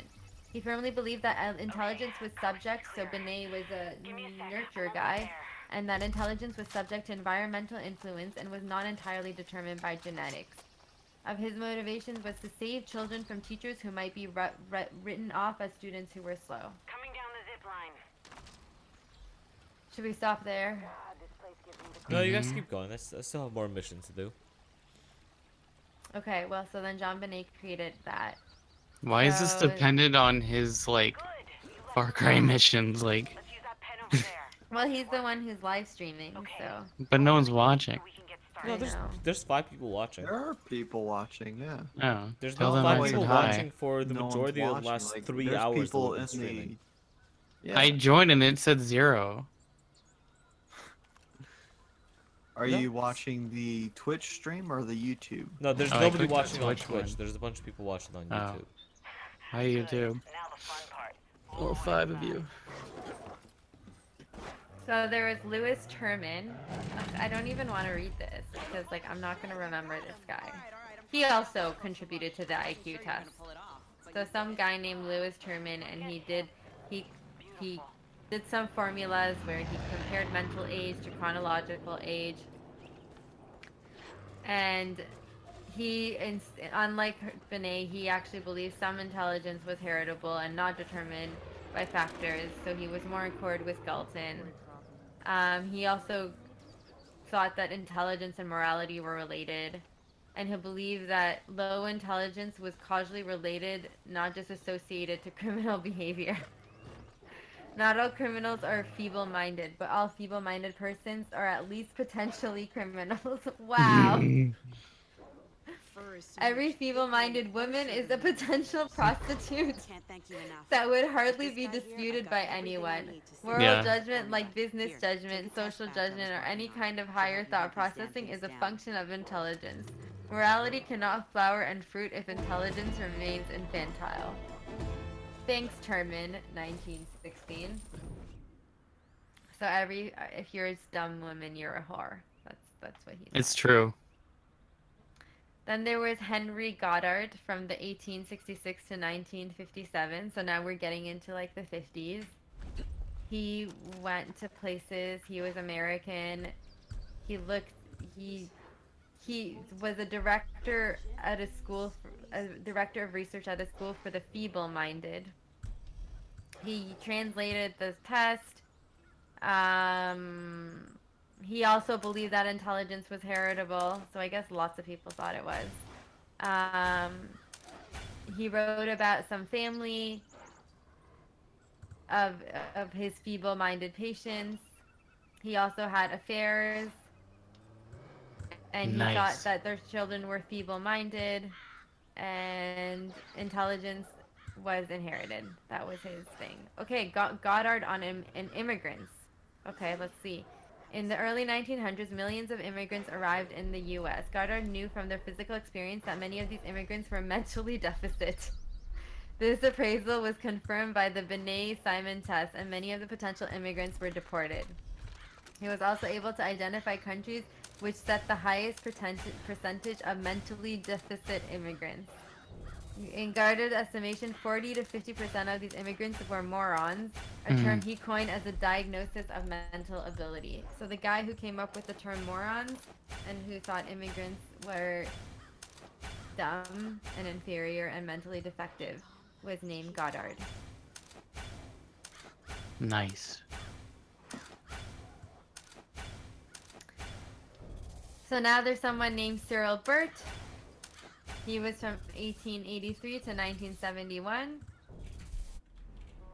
He also thought intelligence was largely inherited. Wow. There's a theme going on here. Yep, most people think intelligence is genetic based. Well, today that seems to be a very negative thing to say. Yeah. Yeah. Well, it can be mutation, but it's mostly genetic based. No, it's actually both. Genetics and environment. Unfortunately, his research was seriously flawed, and this Burt guy apparently had faked a lot of his results. So someone who believed that intelligence was inherited had to cheat and do fake research. Well, he didn't inherit his intelligence. So you have to fake it until he made it. Fake it till you make it. Yep. And there was also someone named Hollingworth and David Weschler. They believed that environment influences intelligence. And she was a chick, Letta Spiller Hollingworth, and she challenged the notion that women are less intelligent than men, because they are not. Fake. And there was David Weschler, an Eastern European Jew, who is exactly the type of person who Goddard would have excluded from his immigration to the United States. Weschler is the creator of two widely used intelligence tests, which is the WAIS and the WISC for children. WISC. So that's it. That's evolution and intelligence. I think Yay, it's done. we're gonna stop there. We're gonna stop. I Just hope I near didn't. her.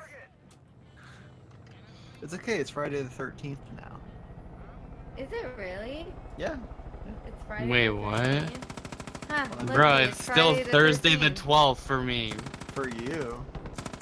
Yeah, but for literally 3 out of the 4 people in here. it's Friday the Me, 13th. me. What, Oh, get good, I just got scrub? blown up.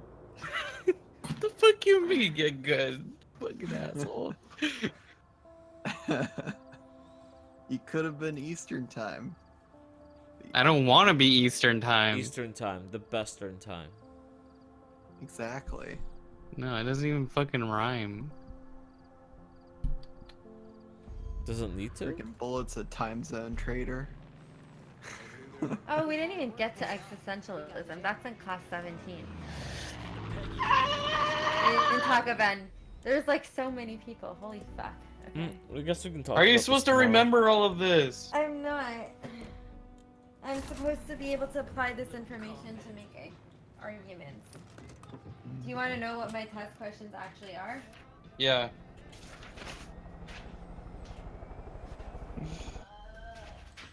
Okay, question 1.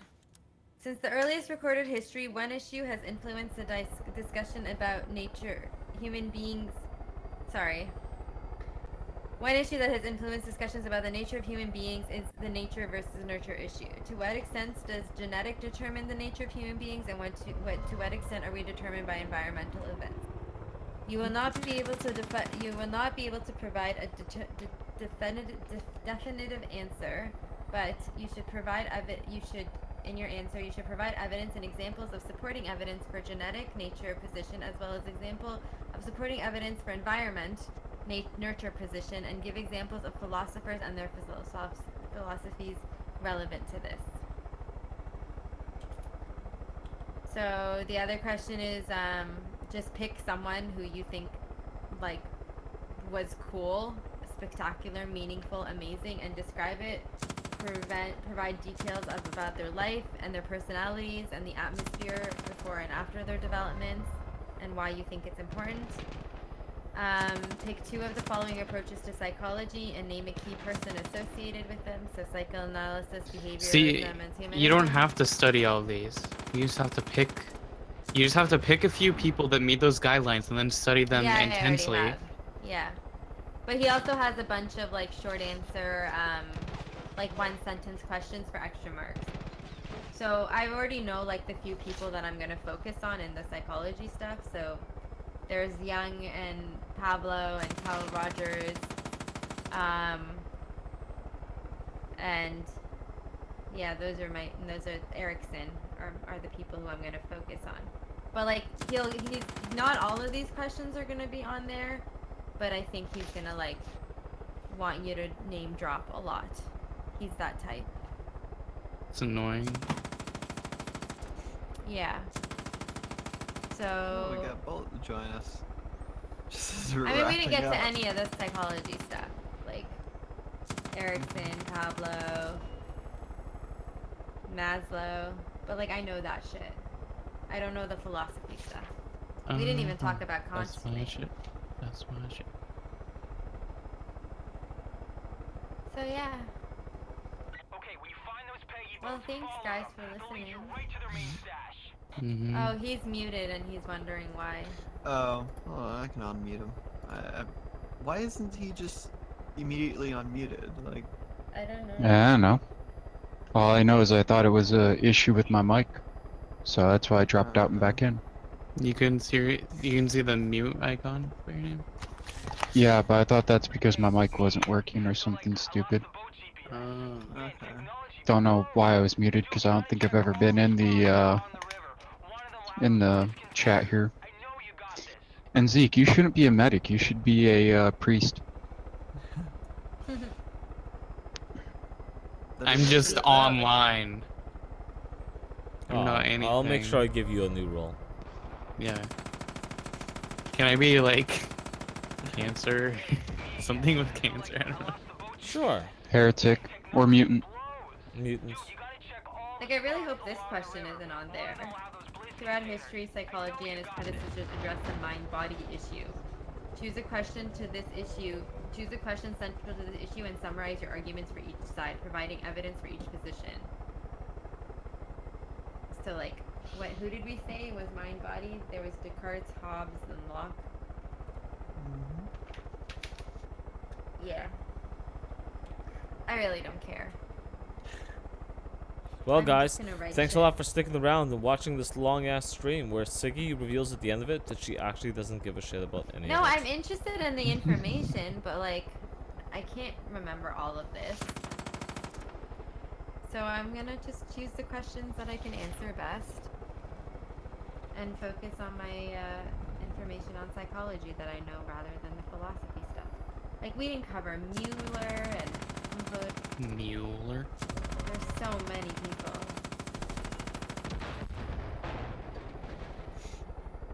But Yeah, a lot out of all of them, those- Carl Jung is the most interesting. Why? He's my... I don't know, I just think his, like, story is pretty cool. He literally came up with a whole new branch of science just to get back at Freud. Yeah, I understand. Go ahead. I was going to say, I understand like his motivations. He didn't exactly care for Sigmund Freud breaking the very nature of human motivation being down towards sex and procreation. But in full honesty, I don't feel like it made much sense for him to leave an entire academy on that note. There was like other stuff. He was so- so, you know that he actually had like real serious like neuroses that he admitted himself. So he started having hallucinations and visions. And then his issue with Freud was not just about the role of libido, was also about like just the idea of the unconscious versus the conscious. Like, he thought Freud's id, ego, and superego were like personal consciousness, and he was too narrow on the individual and did not look at like the historical context of how we are influenced. So like his stuff about archetypes and persona, like, I don't know, I just think it's fascinating. He's the one who came up with personality types like introversion and extroversion, like concepts of spirituality, art therapy, all of that stuff came from Freud. Which, by the way, is why he's not a complete hack. Because I have heard people call him a complete hack because of the everything comes down to sex thing. I just call him Well, fraud, not no, Freud. he wasn't Fraud. that bad. He just became a little bit narcissistic in his later career. But his theories are mostly rooted in evolution, and the role of, and again, like, sex in the same way as your desire to but his reproduce, theories were rooted in and evolution. that most of during evolution, very early yes, like conception. yeah, right. So a Like lot he of was, it is very like, again, his sample of people that he studied was predominantly upper class, middle-aged women who were like money to go see him every single day. Like, psychoanalysis literally is, for like 5 years, you go every single day. Like, the cost is ridiculous, which is why it doesn't. Most but there, people there don't are go or psychoanalysis. fail. Well, they still exist though. But Freud's problem was that in his career he became narcissistic, egotistical. He thought like he was better and would not accept his theories to himself. So like his saying of like, and the famous saying, sometimes a cigar is just a cigar, that was between him and Jung, because Freud goes into all this stuff of like people who smoke and people who are touchy-feely or put things in their mouth, they're stuck in the like phallic phase or the latent phase or whatever. And Freud Well, actually, starts it's smoking. oral He actually fixation. dies of, yeah, oral fixation kind of. And well, yeah, but it's a specific developmental phase that he attributes it to. But like Freud, honestly, like his theories were genius. The way that he broke down like actual development, like all of psychology really did come after his work, and in a response to him, actually. Even though even people going against his libido theories means that his theory was rooted in truth, that people were so desperate to go against it. But it wasn't just the role of sex that he disagreed on. It was the role of like the consciousness and stuff. He said that it wasn't enough. He thought sex was still not.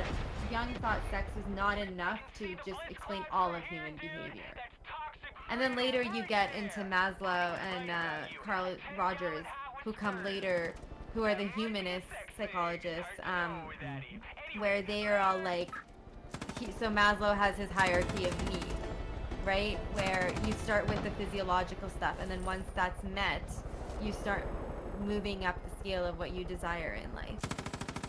So they're right that not every like sex doesn't explain all human behavior, but most human behavior, I think, considering how much we are obsessed with sex as human which species. human behavior isn't explained by sex?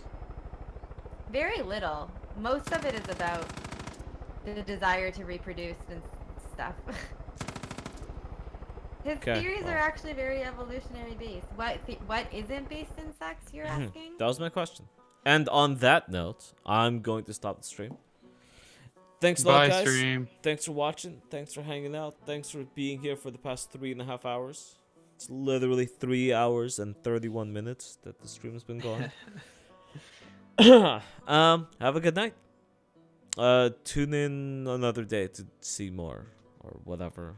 Like buttons and subscribe buttons and shares and all that garbage. Bye.